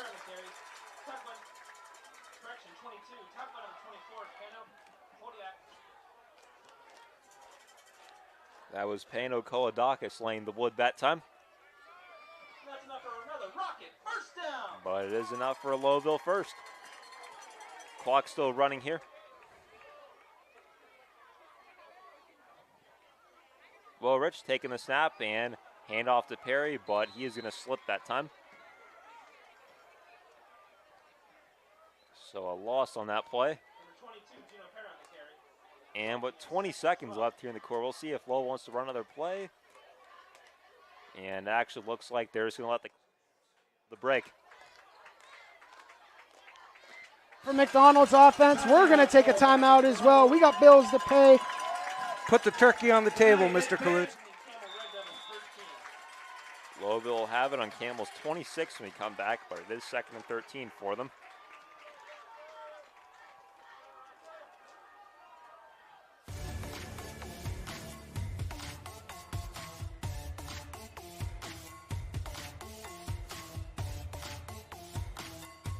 Catch Penguin Game Day, Wednesday nights at 7 on 21 WFMJ. For heating, cooling, and indoor air quality, the Mahoning Valley trusts MP Vivo Heating and Air Conditioning, offering worry-free repair, service, and installation. Call MP Vivo today for a free estimate. MP Vivo Heating and Air Conditioning. We're your energy-efficient experts. My guy keeps it 100% of the time. He wants all 100, won't settle for 99.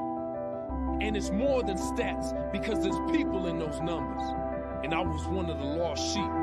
I'm so glad he cares for all 100. I'm 100% safe, 100% free, 100% love. I can be 100% me. He gave all 100 when they put him up on that tree. That's 100% passion for 100% free. Welcome back into YSN Live. Eric Hughes back here at Lowville as the fourth quarter is now starting. Here's a little dump off to the right side and staying in bounds somehow. And going for the goal line and in for the touchdown.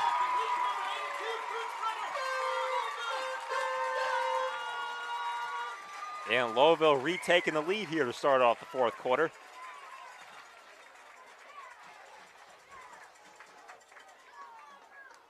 And they're probably going to go for 2 here, try and make it a 7-point game again. That one from 26 yards out. That's Orch's second touchdown pass in this one.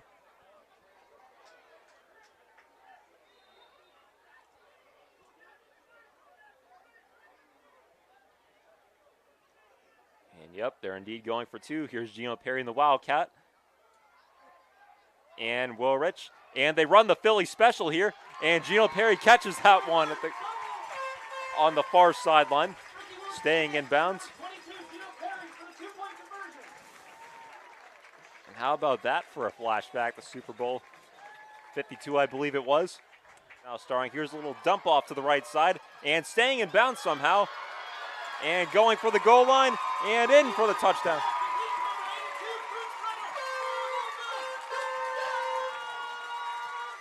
And Lowville retaking the lead here to start off the fourth quarter.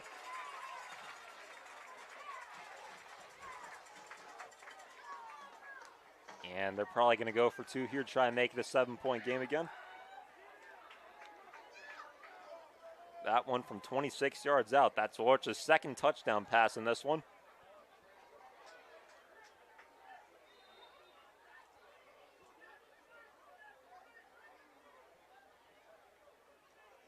And yep, they're indeed going for two. Here's Gino Perry in the Wildcat.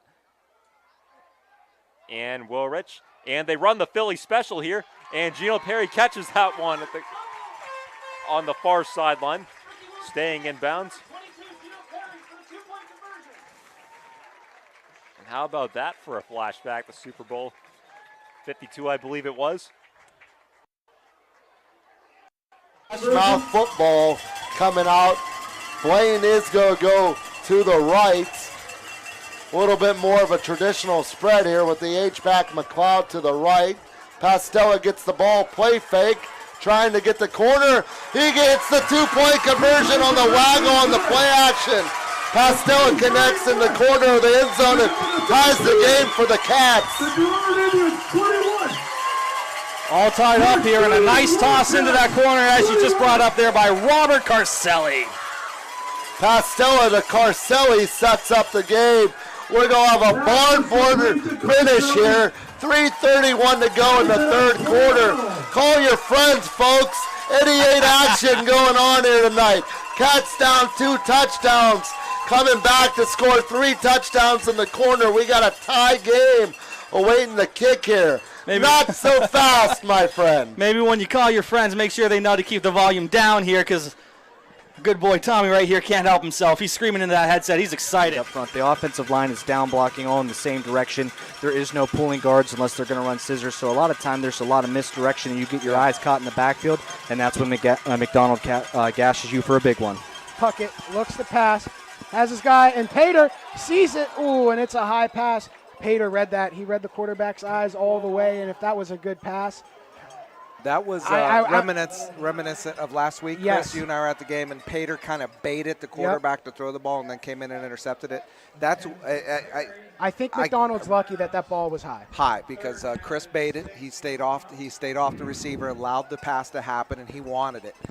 The quarterback threw it too high for either the receiver or the defender. What I would say for our radio audience that isn't getting to view this game is Pater definitely was sitting back there and knew that pass was coming and was 100%. Wanting it. He was daring that. A.J. Belkey, the junior linebacker, bringing them. It's going to be 2nd and 7 now. Be a pass. He's got a guy over the middle, and it's nowhere. And someone got hit over the middle. I think it's Darney. That was 2 West Reserve players collided there. Scary. Riccardi and Darney. Glad everybody's on their feet and getting ready for the next play. And I think Reserve's coming out with, it's 4th and 6. Huge play here. About 6:40 to go in the game. This one is probably one of the funnest games we've had to call up to this point. Yeah, gain of 4, 2nd down. Yeah, big swing there for the Quakers. Gibby got that ball way up in the air. I don't know whether Cook lost it in the lights or just took his eyes off of it, but Canna in the right place at the right time. 2nd and 6. Monroy fakes the pitch. Bootleg out to the left side, and there's nowhere to go. A plethora of Crusaders. Oh, they didn't call a holding. What do you got to do to get a flag here tonight? Coach is livid. He's out on the field. He's yelling at the Whitecap. Assistant coach coming over here to try and settle him down. Yeah, these referees, they're just not calling them against the Indians today. That's a complete pass here. 2nd down and shy here for Girard. Defender tackled in the backfield coming off the edge for the Cats on the last play. Bubble screen nicely set Rafferty. up, able to avoid some defenders. Rafferty with the 1st down. I'm a little flustered here, folks. You say there's a lot of good guys over there right now, but the referees aren't so much the good guys today, are they? Not helping either side in particular. It's just a lot of blown calls. I'm sure if you're an Indians fan, though, you're loving it. I thought I seen a hook, though. I'm not going to lie to you. Trips to the left, single receiver to the right, tailback to the right, looks to the left, rolling out to the right. He has nothing. He just throws it away. He throws it about 2 stands up in the stands there. 2 rows up in the stands. It looked like he picked his favorite cheerleader and aimed for the. Brady Mayo on the return, staying on his feet. There he goes. Brady Mayo, a 95-yard kickoff return for Brady Mayo. There is a flag. A flag back around the 30. It's coming back. Beaver territory, so they're going to bring it back. It might be coming back, but Brady Mayo, what a run. I believe that is Aiden Russell coming off the edge, able to get to the quarterback, pumping up this Struthers crowd. We got 3rd and long for the Indians. Good pressure by Russell off the edge. Well, keep an eye out there. On that far side, it is Nick Rafferty, and again, they do like to connect with him. That might be the I like that look man. when he's a single set receiver to that side. Gerard coming in with some new players. A guy goes off. Under 7 on the play clock. I think you might even take a penalty here. Everything right now at this point is huge in this 1 game. on the play clock. He's able to get it off. Play is off and good. They set up a middle screen. No, sir. Blown up in the backfield. Cats with another big play here. Got it to Hunter. Hunter went nowhere. They just had him. And I'm Jim Buck trying to hang on to my job over here. We're back. Puckett. Big play, biggest play of the season, fourth week of the season for both teams. Here we go. Puckett calls man in motion. It's going to be a pass. He's looking. He's looking. He may call his own number. Finds a guy in the open. And he caught it. Dang. Touchdown. Number 0.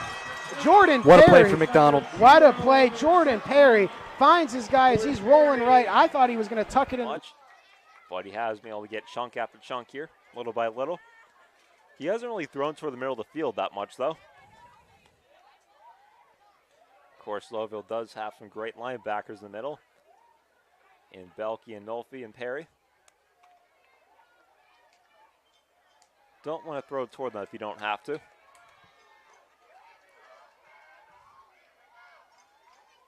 This time it's going to be a handoff to Timlin. A big hit there by Belkey. Number 2, Kevin Timlin on the carry. Top one, number Timlin 9. getting right back up.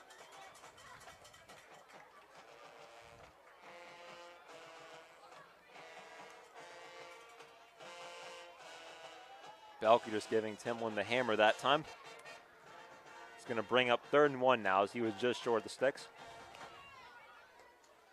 8 minutes left to play.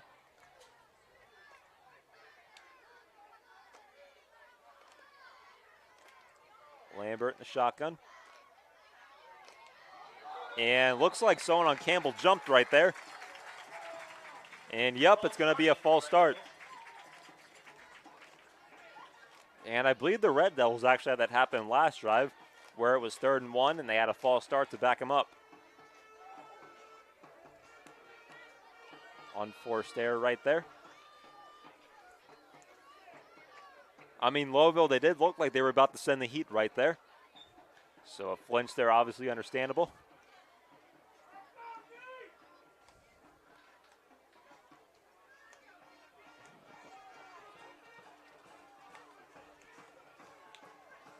Two receivers left, one to the right here. Right now, Liberty's just shooting themselves right in the foot. Moody fires that one. Nearly picked off. They're going to now bring up 4th down. Belkey's gotten a couple of big tackles here on this drive. It's going to bring up 4th and 4 now.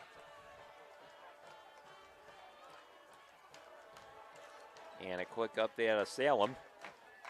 Quakers are tied with Canton Central Catholic 21-21. 8 minutes left to play.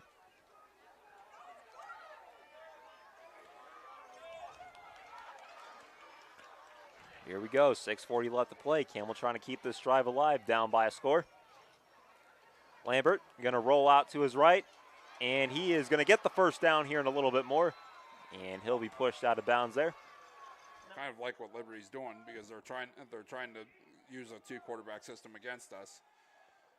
The throw to Moody with the screen, and this one is going to get them right around a 3rd and 5. He's got some great moves in space. Benz creating a long drive. Drive's been going on about 5 minutes now, if I'm not mistaken. Campbell just doing a great job toting the rock here.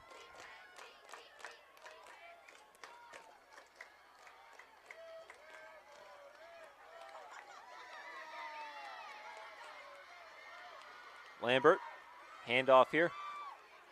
And Gino Perry's there to bring him down. A couple of the Rockets there as well. Looks, fires, that one incomplete. They're going to say, live ball. Oh my goodness, Josh Smith in the end zone. I'm not sure if they're going to overturn this or not, but right now it's a Rebels touchdown. Yeah, for the time being, it's a touchdown, but so a big-time play. Louisville's been backed up like this quite a few times this game. They've gotten some stops. Oh, ran out of breath there for a second. But we're good now.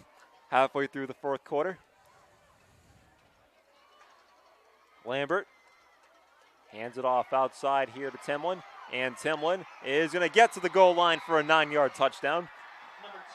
And Campbell can tie it up here at the PAT.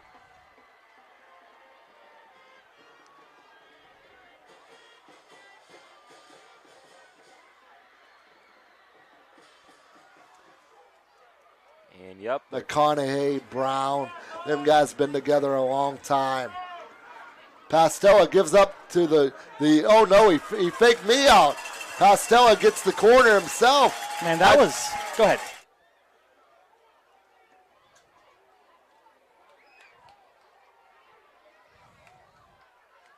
Here's Keyshawn Spires, the offensive lineman / kicker out here to kick the PAT once again. 1 for 2 so far. Made the first one, missed the second one. And this time it's going to be blocked. Kane Italiano was there to stuff that one.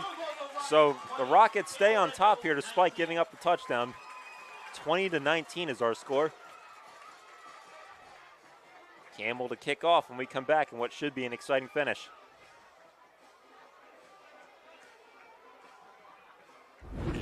The Bram shoestring tackle. Hang on, son. That's a good tackle there in Gerard, but Bram able to push forward for a couple yards. Give him one leg. That's all he needs right now. He's still going to make some gains. Looked like Hopalong Cassidy there to get a few yards. 2nd and 8 from the 14. Pastella getting the play call from Coach Baya. Pastella coming back in. Cats awaiting the play. A lot of time on the play clock. Inside the red zone here, about the 14-yard line. Coming out in that Maryland I formation again. What are the Cats going to do on 2nd and long? 2nd and 8 from the 14. Pastella awaiting the snap. Gerard jumps. Side judge tells me that's going to be offside, folks. We'll take a quick 15-second break. I got to actually wait. Offense already taking the field.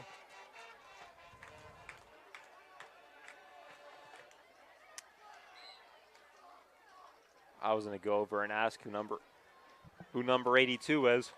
I mentioned earlier there's no 82 on the roster they gave me.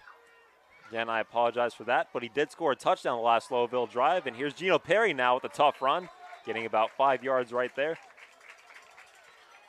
And actually, during this break, I'll go find out now. I'll be right back. Number 22, Gino Perry on the carry. Tackle number 15, Jameer Noel.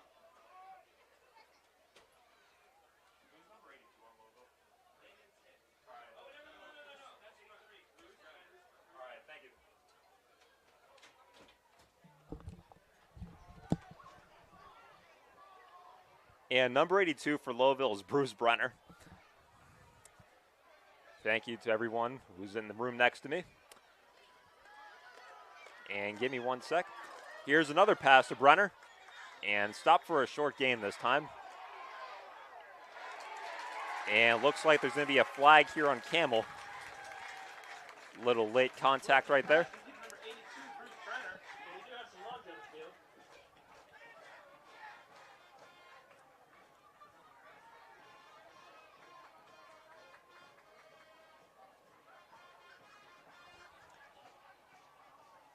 And yep, personal foul here on Campbell, just as predicted. And that should give Louisville a first down.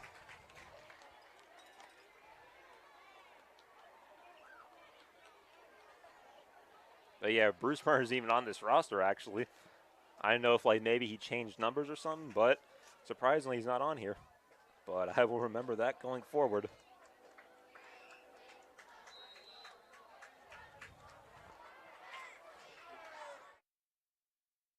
Your Rockets are going to have it now on the 29-yard line of Kansas. Penalty. Chance to give themselves a cushion here. With 4.5 minutes left to play.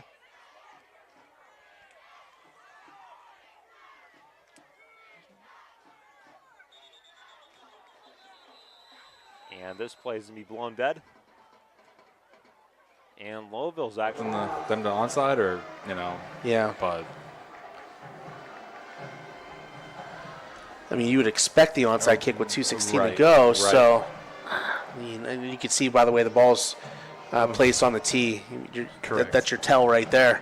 Correct. That's when my one brother was in high school. He was a kicker, Trevor.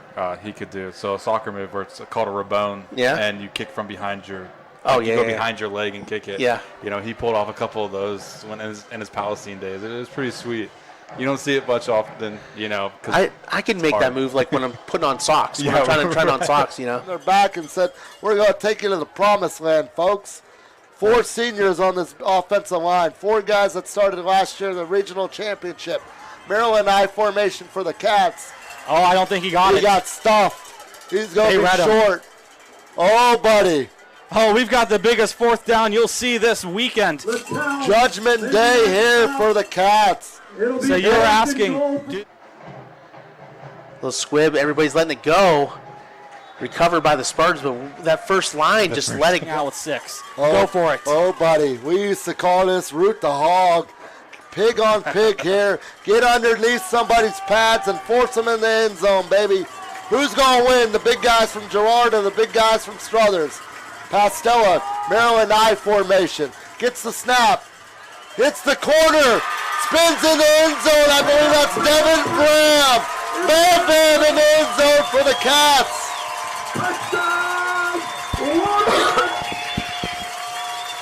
Absolutely incredible. They have stunned the Indians here in the second half. He bounced it there. He didn't really hit that dive play. He had to bounce it to the edge a little bit. Did a nice little move to get across the goal line there. Nice run by Devin tonight.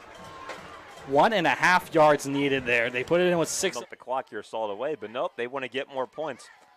There goes the pile. It's going to push its way into the end zone. It's going to be a touchdown for the Cardinals. And going to be just short of the first down, it looks like. Takes it to about the 20.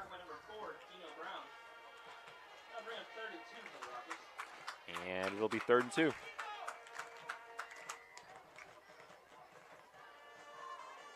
Maybe 3rd and 1.5 yards. They are knocking on the door here. Clock now hits 3 minutes.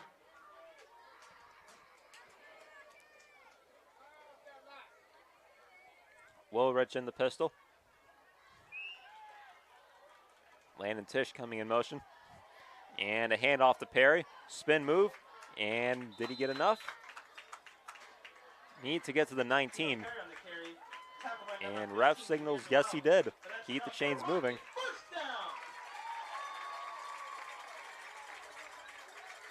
Clock now at 2.5 minutes.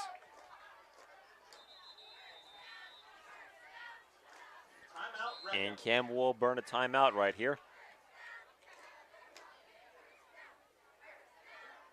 Try and prevent Lowville from totally milking the clock right here.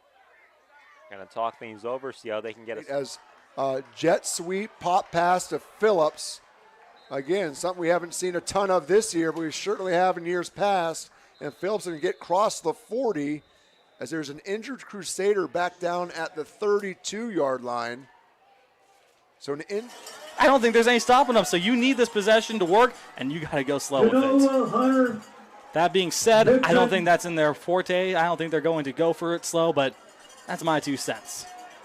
Gets the kick about the 18, tries and cuts to the middle of the field. He got a wave of blockers. Is he able to get to the edge? Out to about the 42. Oh, just keep giving it to Genova. He's going to finally get you to realize that he's not going to be your saving grace if you're Struthers. Another nice gain here for the Indians. They're about 5 shy here, a little over of the 50. 5:56 on the play clock. Excellent return by the Indians. Looks like they're going to go twins to the left, single receiver to the right as they await the play from Coach Pearson. A lot of time. Time is not a factor yet. Inside 20 on the play clock as they get into their stances. Good snap. Little fake pass, but they did give the ball to the tailback on the delay there. 3-4 yard gain, not close to the 50 as of yet. We'll call that about a gain of 4 or 5, partner. Not a bad gain there, though, for Hunter. Again, they tried to fool him out by... But the Rovers have been getting it in the backfield fairly quickly. You don't have a lot of time to let a big route develop. Right. Keep it short, get past the sticks, get the first down, and go back to work. Up and down here. Here we go. Pressure by the Cats. He's able to avoid it. How? Not so many. I think the big fella, Matthew McConaughey, got in there. They should lose a yard on that one. Oh, that was Vince Boyla. Vince Boyla was able to clean that up. We're going to call that a sack for Big Vince, the senior. A big sack, loses a yard for the Indians. 3rd down and now 7. Ticking clock, under 5 minutes to go. The Indians have the ball about the 48-yard line. Looks like they got to get to the 46. Play fake, screen. Dixon's got it. First down. Pass is complete. Flag after the play. There's some altercations behind the play. There's like 5 Indians back there and 3 Cats just yapping at each other. Well, McDonald, they were up 21-7 in the first half. Western Reserve came back to take a 28-21 lead, and it seems like McDonald's tied it up again.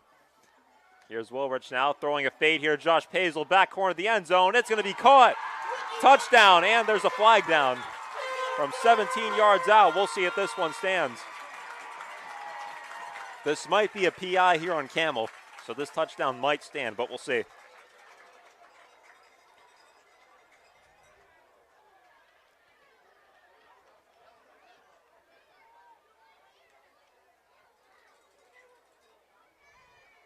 Still no signal yet.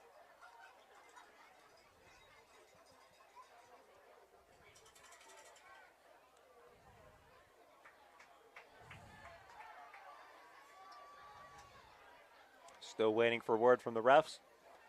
The flag was thrown where the touchdown occurred. So you're assuming it has to be a pass interference. And yep, it is pass interference indeed. And obviously Louisville will decline the penalty to take the points. 2nd and 10, we'll call it.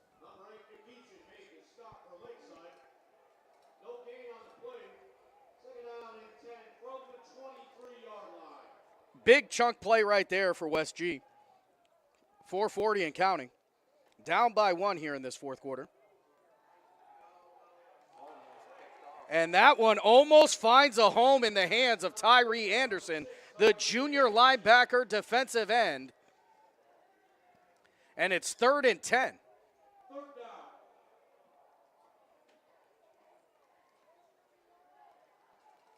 Lakeside defense looking for a big stop. They have allowed some big plays tonight. West Geauga very much in field goal range here.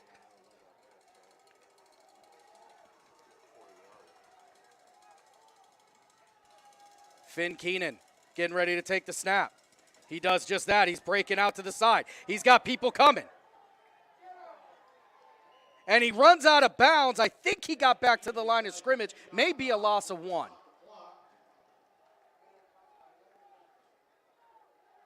And that's exactly what it'll be. It's going to be 7 here.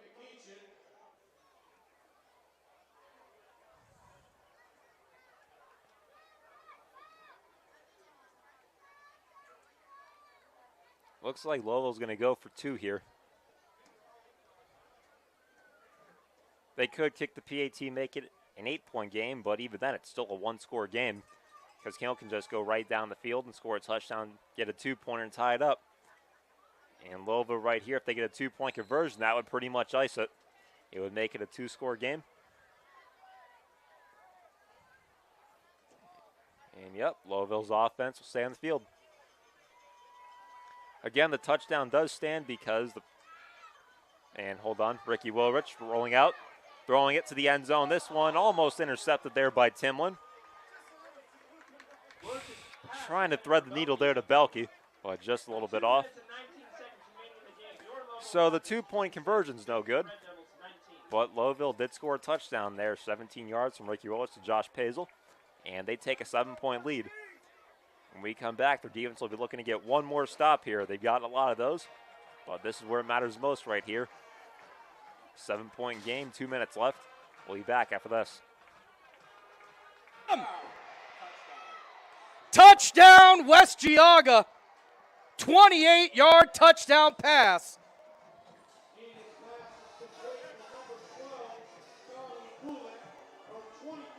Charlie Coolett with the touchdown for West Geauga. And they take the lead right back here.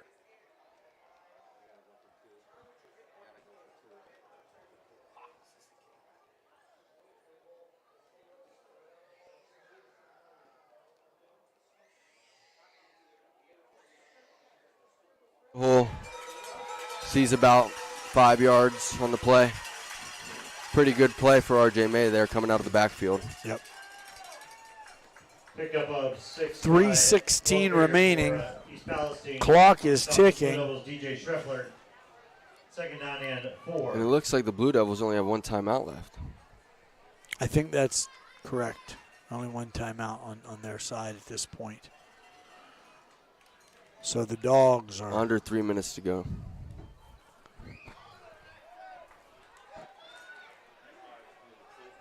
.250 and ticking now.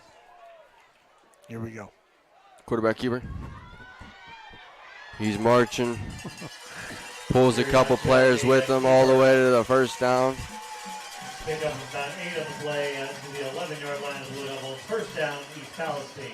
Third line.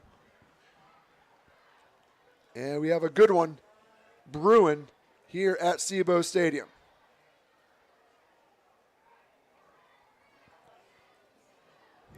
Again, you've said it, Matt. The last thing that Salem can afford defensively is for one of these receivers to get loose. We've seen it on 2 3rd and 15.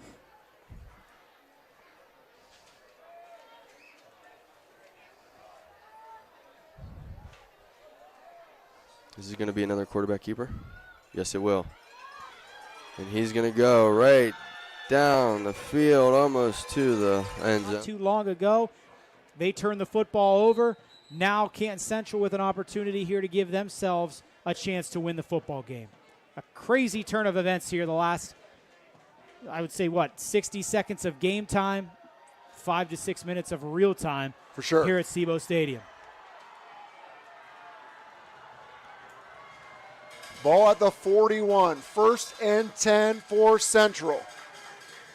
They have 1 timeout.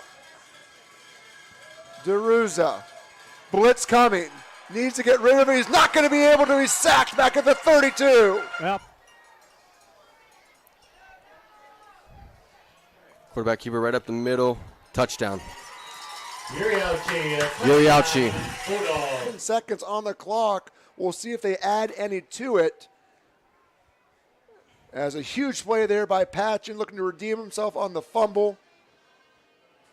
Some other quick scores around the area, Jared. Poland and Canfield. It's the Cardinals on top, 17-3. Poland is 3-0. Looks like until now, as the Cardinals in control. Another game looking to go into overtime possibly. That is in overtime. Is McDonald and Western Reserve. They're tied up at 28 in overtime. West Branch now on top of Cheney, 14-0. Looks like the Warriors are going to survive this one. United on top of Columbiana, 27-7. Eagles looking to bounce back after a loss a week ago. Struthers. But they got Big Parker Namey in the middle to replace that. McDonald comes out in their wing T. Zajac in the middle. Miller in motion. Zajac gets it with a gap. Riccardi and Gonzalez, and a penalty flag's coming in. We're going to see what this one is. going to be an interesting penalty here. Face mask on reserve. DeRuza steps up, and he's going to be sacked again. The Quakers are there to bring him down, and time is going to run out. Intentional 15-yard or a 5-yard? It's 5 gonna be- yard. it's So gonna be- then unintentional face mask 5-yard play. It's going to be a half a distance to the goal, automatic first down. I think it's going to be second down. Really? Second and short. How is that? I think it it's was unintentional. Unintentional, I think, is just 5 yards. McDonald comes out in the wing tee. Zajac in the backfield. Man in motion. Zajac up the middle, finds some space, and he gets stuffed.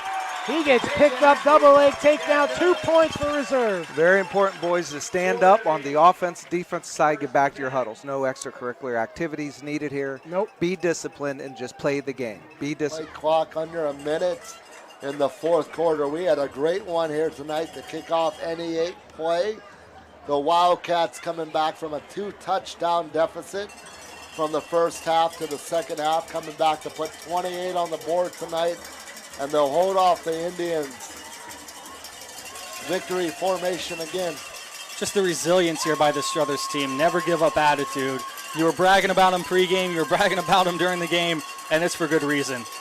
The big guys paved the way tonight. Saying McDonald scores. I believe they get the ball in second OT if they score. Yes. If I'm McDonald, though, and I score this touchdown, I am going for 2. I am not letting this game hang around, especially the way the reserve has played in the second half. They seem to be the more in-shape team. They seem to be having more plays. Less penalties. In the second half. So if I'm McDonald and I'm able to punch this thing in, I'm going for the win right now, and I'm not playing around with this other team no more. Chris, you want to pay some bills? Yeah, we're going to step aside while we have an injury. We'll be right back. What does it mean to be approved? That was a face mask or a horse collar. Depends on what the penalty is. We will have to find out. It looks like they're moving that way, so it looks like it is on Wellsville. It is indeed a face mask, Larry, which will make it enough for a first down for Southern Local. And Jalen Pitts came limping off again. I'm not sure if he's cramping up or just twisting it the wrong way on that turf. So that'll give a first down. They're down at the 11-yard line for the Indians. As you see Landon Hefner with his hands on his hips, he's been running hard this whole game today with 2 touchdowns on his total. He's looking to add another here. I guess the ball's at the 12. I'm mistaken. Player walking off the field under his own power, under the coach's power, and who? We get a number on that? I did not, Chris. Coach Miller made an interesting. Oh, you two made the interesting point. Go for 2. I think that's what we could see here if McDonald scores. So 1st and 10. McDonald.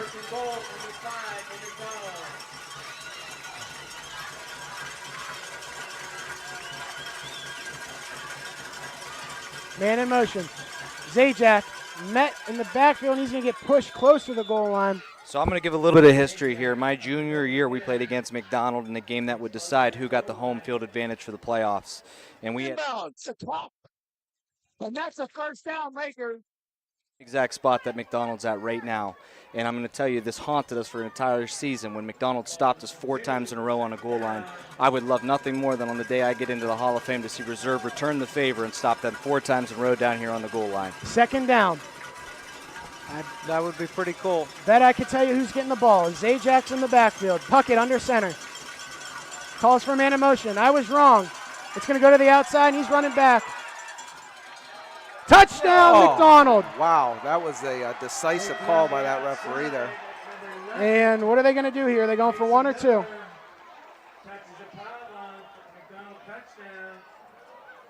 35-34. Who was the running back? Great extension by that running back from McDonald. I think he to put the for ball that right corner. on top of that pylon. I mean, I could tell you from my angle, it didn't look like he got in. So the ref has the best angle down there right in front of the pylon. The fact that the kid just stretches out like that and was able to get that ball in, that reminds me of Reggie Bush-esque back when he was with the Saints trying to get that ball over the pylon. McDonald. Casey Miller in for the touchdown. Touched the ball right on top of the pylon in a full stretch. McDonald's taking some time here to figure out what they want to do. Was a timeout called for them to get this time, I would imagine? What are they going to do? What's number's their kicker? I don't know. French game was indeed in a situation Yes. like this where both teams got control of the football. Well, that doesn't mean anything. I mean, they change the rules all the time. Yeah, I mean, yeah. I read it from your phone. Yeah, I just so looked it up. I just wanted to verify because I wasn't sure. Everything's different at every level. So the ball is at the 20. Central picks up 2 yards. It's 2nd and 8. So there's no clock even in play right now. Grady Noggle gets the carry for another yard or two. So a good start here in this overtime period for Salem. 3rd down and 7 upcoming. Yeah, I can't keep up with all the different rules at different levels. I mean, they do change all the time. So. This is the game. McDonald is going for a 2-point conversion. One of the biggest plays that have ever come down in this rivalry is about to happen right here. And Coach Armini is going to call a timeout. I talked to my kids. I'd tell my kids. DeRuza throws it to the far side, incomplete to Noggle. And it's going to be a 4th down. Let's see what they decide to do. You're looking at a 34-yard field goal. They did fumble a snap on an extra point. They did. So, I mean, this might be quick here. The Quakers get a stop here. You got a pretty good kicker in Braden Gibson. I feel like This is a huge play. Yeah, I feel like though in high school you don't want to just immediately take the kick right on first down. I agree, but I get it. I understand what you're saying. I say pound the rock up the middle 3 times, see what happens. But here we go, 4th down. Central says, "Hey, we're not dead yet here. Not dead, can't quit." DeRuza back to pass, throws it over the middle, and is incomplete. Cletus Monroy just made a heck of a play at the goal line. Wow. Noggle was the intended receiver. And he was open for a split second there, Matt. And here's I stole his counter read off him. Let's see if he runs it here. Puckett under center. Calls for it. Passing it. No good! Reserve wins! Reserve wins in an overtime match. No good! Reserve will win. 35-34. Who was that cornerback? I am so sorry. I don't know who the cornerback was on that side of the field. My goodness, what a defensive play. Everything the coaches have taught that child since they first sat together at the beginning of the football season in their hot summer months. That defensive back, whoever that was for West Reserve, I'm so sorry I didn't see who it was. Beautiful, beautiful defensive discipline. Can't wait to see how Campbell bounces back from this one. And then as for Lova, we'll see how high.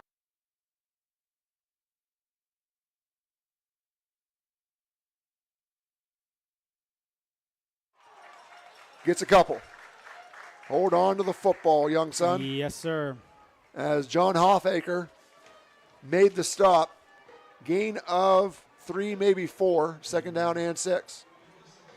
He's the guy we talked about a week ago, Matt. Can't get those hard yards, the tough yards, the Dominic Maniscalco yards from years past. So, and these are the ones you want to get. Give yourself a good opportunity here. Under center. I formation. Monroy rolls out to his right and really has nowhere to go. Hunter Bouse on the stop. Now Salem with a 3rd down as they get backed up to the original line of scrimmage. Original line of scrimmage back to the 20 where they started this drive.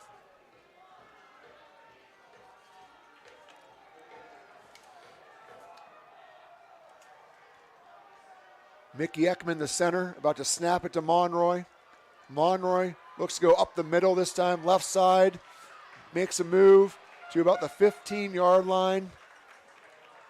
Here we go. And it's going to be Troy Gibson time. Can the senior kicker, who led the team out onto the field, end the game with a victory? I don't see him on the field yet. He is not on the field. Ron Johnson is talking to his team. And I'm assuming he's going to call timeout. The play clock is at 9. Yeah. They're going to use it all here to make sure they think about this one. Will they kick it or will they go for it? It's 4th and 6. Again, you're looking at a 33-yard field goal. Timeout, and it looks like Vivo, the Burnett Pools, all of our contributors that give us the ability to come out and put these kids in the spot here under the lights. Just amazing what your sports network, amazing what they can do for these kids. Here we go, 4th down and inches. Coke is in the gun, and you got to know what's coming here. He's going to bring this one up the middle, and he fumbled it. Looks like he's going to be short. He fumbled it. He may have fumbled the ball as well. And Pullen comes up with the ball. The officials are marking it, Pullen ball, and a huge stop by the Bulldogs here with 1:28 remaining in the 4th quarter. Pullen's going to get a shot to tie this thing up. Holy Pachizis, this is crazy. It's madness on a Friday night. And we're going to take one more quick break, and we'll be back after. What does it mean to be approved? You said a 33-yard attempt here for the senior Troy Gibson. All right, here we go. Can the Quakers end it and win their 2nd game in a row, both here at home, to get their record to 2-2 on the season? 33-yarder. And a timeout. Timeout called by head coach Jeff Lindesmith, icing the kicker. Or Joey Panunzio, excuse me. Great defensive play. Last second gets that hand up there to knock the ball away. Boy, a second later, and that's going for 6. Fantastic play. Kamara looking for his tight end, Oliver McCulley, and it was a beautiful ball. Panunzio just made a heck of a play. Going to bring up 2nd and 10, Pullen on their own 48-yard line. We got 1:22 remaining in the game. Pullen does still have one timeout as it shows on the scoreboard. Canfield has one timeout as well. Kamara back to pass. He's going to look. He's got some time. He's going to roll out now to his left. He's going to set up. He's going to fire, and it's going to roll out of bounds. And smart play by Kamara. He was looking for his receiver there, his tight end, Oliver McCulley. Put it in a position where it landed on a sideline, and the defender couldn't get it. Yeah, smart.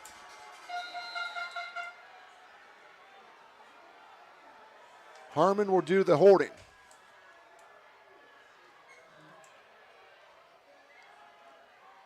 From 33 yards.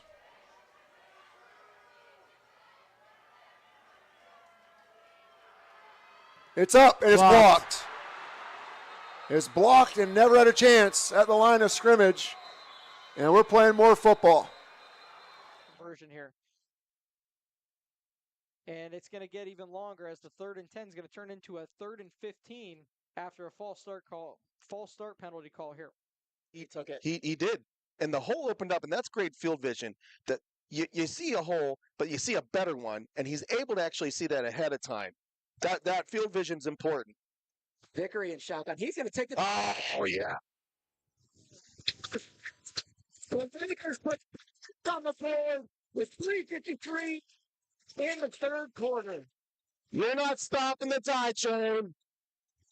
Wow. Got a short 1st down. 3rd and 15. Kamara back. He looks. He fires. He's got Fonda, but he overthrows him out of bounds at about the 40-yard line, and it's going to fall incomplete. Going to bring up a 4th and 15 for the Bulldogs.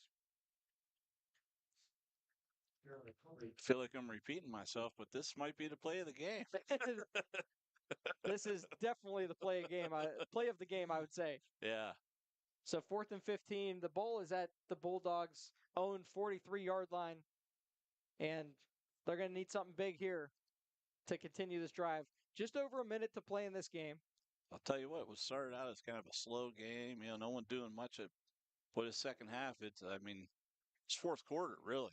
Oh, this 4th quarter had some fireworks in it for sure. 100%. Ball game here for Poland. 4th and 15. Fonda in motion. Kamara's back. He looks. He fires. He's got Fonda on a wheel, and it's close to a 1st down. It depends on the spot. Boy, it looks like it was about a yard short, but that's my old eyes, and that's all the way across the field. And the officials are going to mark it short. It will be a yard short, and Campfield is going to come away with the win on this one.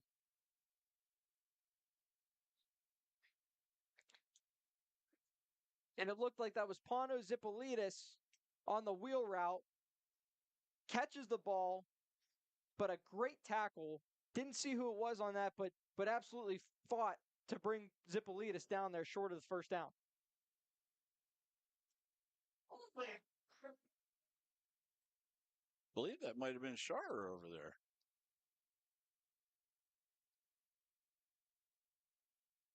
And we got a timeout for the Cardinals. Maybe he does. They don't do this in college, do they? No. Just switch. Salem should have the ball first now, right? I mean, common sense, right? You would think. One would think, Matthew.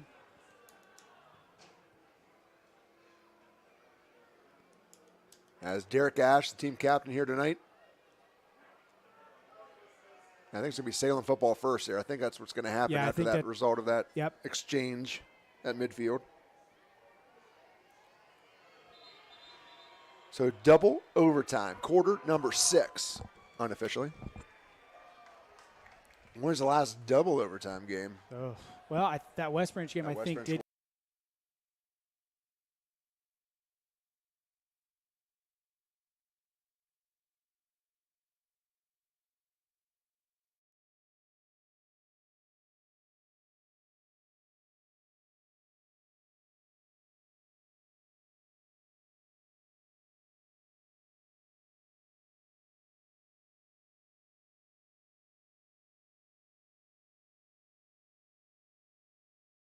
Go to double overtime. Was it double OT? I think it was.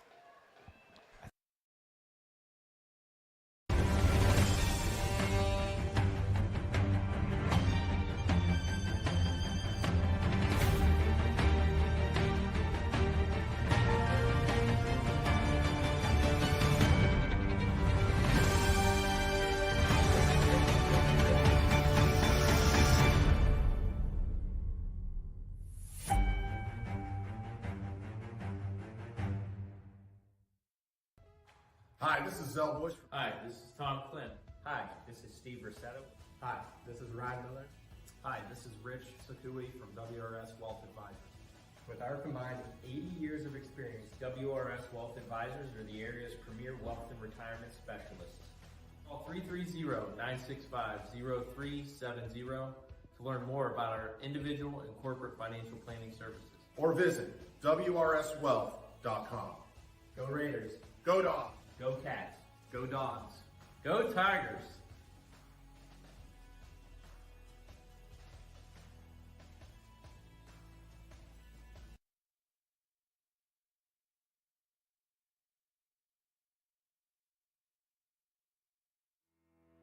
We believe expectations are made to be exceeded. At the new Toyota of Warren, it's about more than just getting a great deal. It's about service you can count on and a friendship you can trust.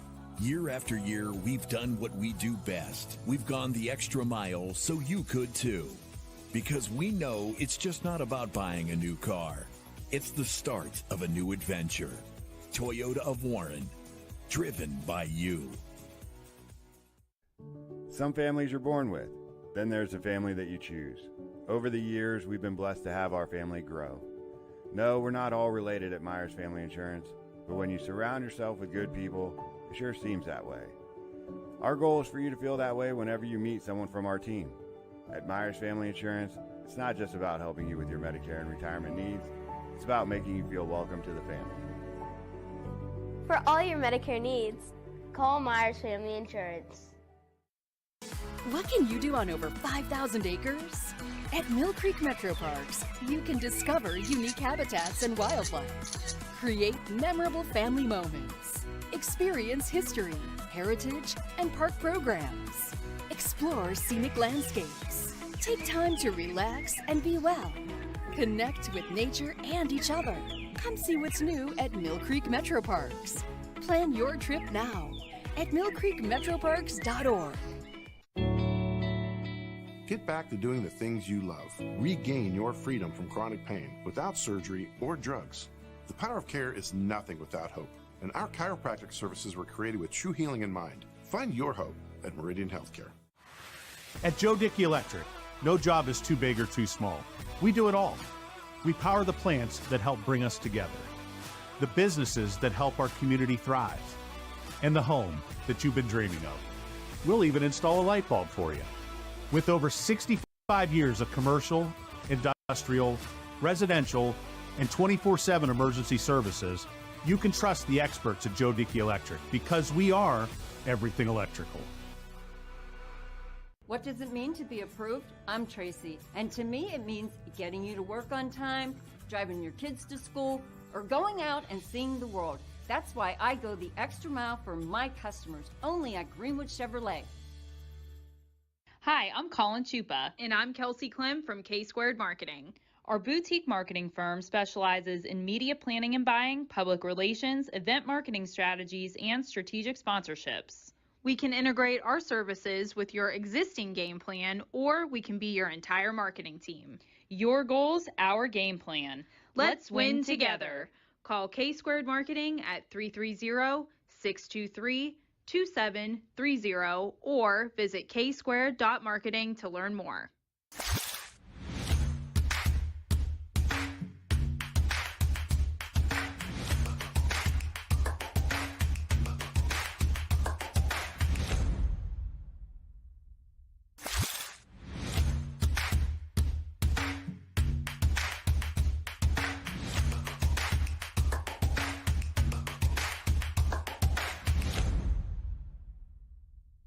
From Gia's to Giangelo's, we sure have grown over the years, but what hasn't changed is our appreciation for you. Thanks for choosing Giangelo's, and here's to many more years of great food and great times. Giangelo's. As Comco celebrated 70 years in 2022, we have much to be thankful for. We are proud of the Comco culture as we serve our customers with Comco Care with our premier customer service, quality parts, and on-time delivery. The partnerships we have with our customers and our community are second to none. We thank you for your continued support. We are proud to be part of this community and will continue to offer great jobs for great people. No matter what time of year, it's always a great time to shop at Sheely's. Create the perfect home with a full lineup of appliances from Whirlpool. From stocking your fridge to cooking for family and friends and even cleaning up afterwards, Whirlpool offers solutions for any occasion. Whatever life brings, these washer and dryer pairs help keep laundry under control. And as always, get it all with free haul away and free local delivery. Sheely's, the best things in life happen at home. Going the extra mile means doing more for the people who matter most to you. It's how you take care of your family and how you care for yourself. How hard you work on the job and how hard you play with others. How you help the person next to you and the people who need you. At Greenwood Chevrolet, we know going the extra mile is about more than what we do at our dealership. It's what you do after you leave. We know when it comes to insurance, you have so many choices. But if you're looking for someone who lives in your community, someone who cheers for your community, and someone who works for your community like you're part of our family, well then please let us introduce ourselves. Hi, we're Heiner Insurance. How can we help?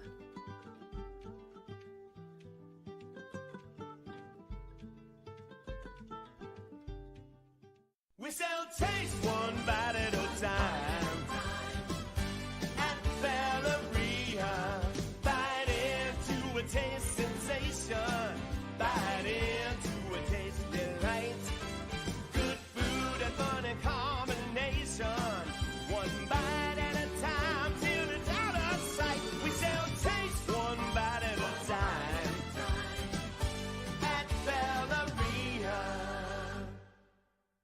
But now you can see every school, to the smallest school, to the intermediate schools, to the schools in the outlying areas. It gives you coverage that you could just never get to before. It's something that's great to experience, and it's opened up a whole new wave of sports viewership. The possibilities are endless here at YSN. Push the envelope every day. Try something new. If it works, great. If it doesn't, well, let's try another angle, and we just keep moving forward. My name is Mike Ackelson, and my sports network is your sports network.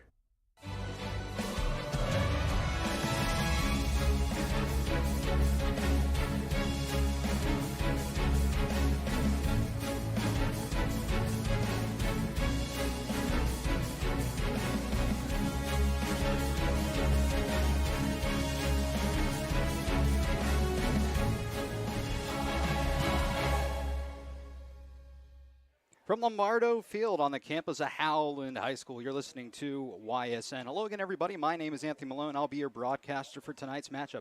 The Howland Tigers versus the Carrollton Warriors. Both teams coming in tonight 1-2 on the record, with their only wins coming at the very beginning of the season. Both teams won in week 1.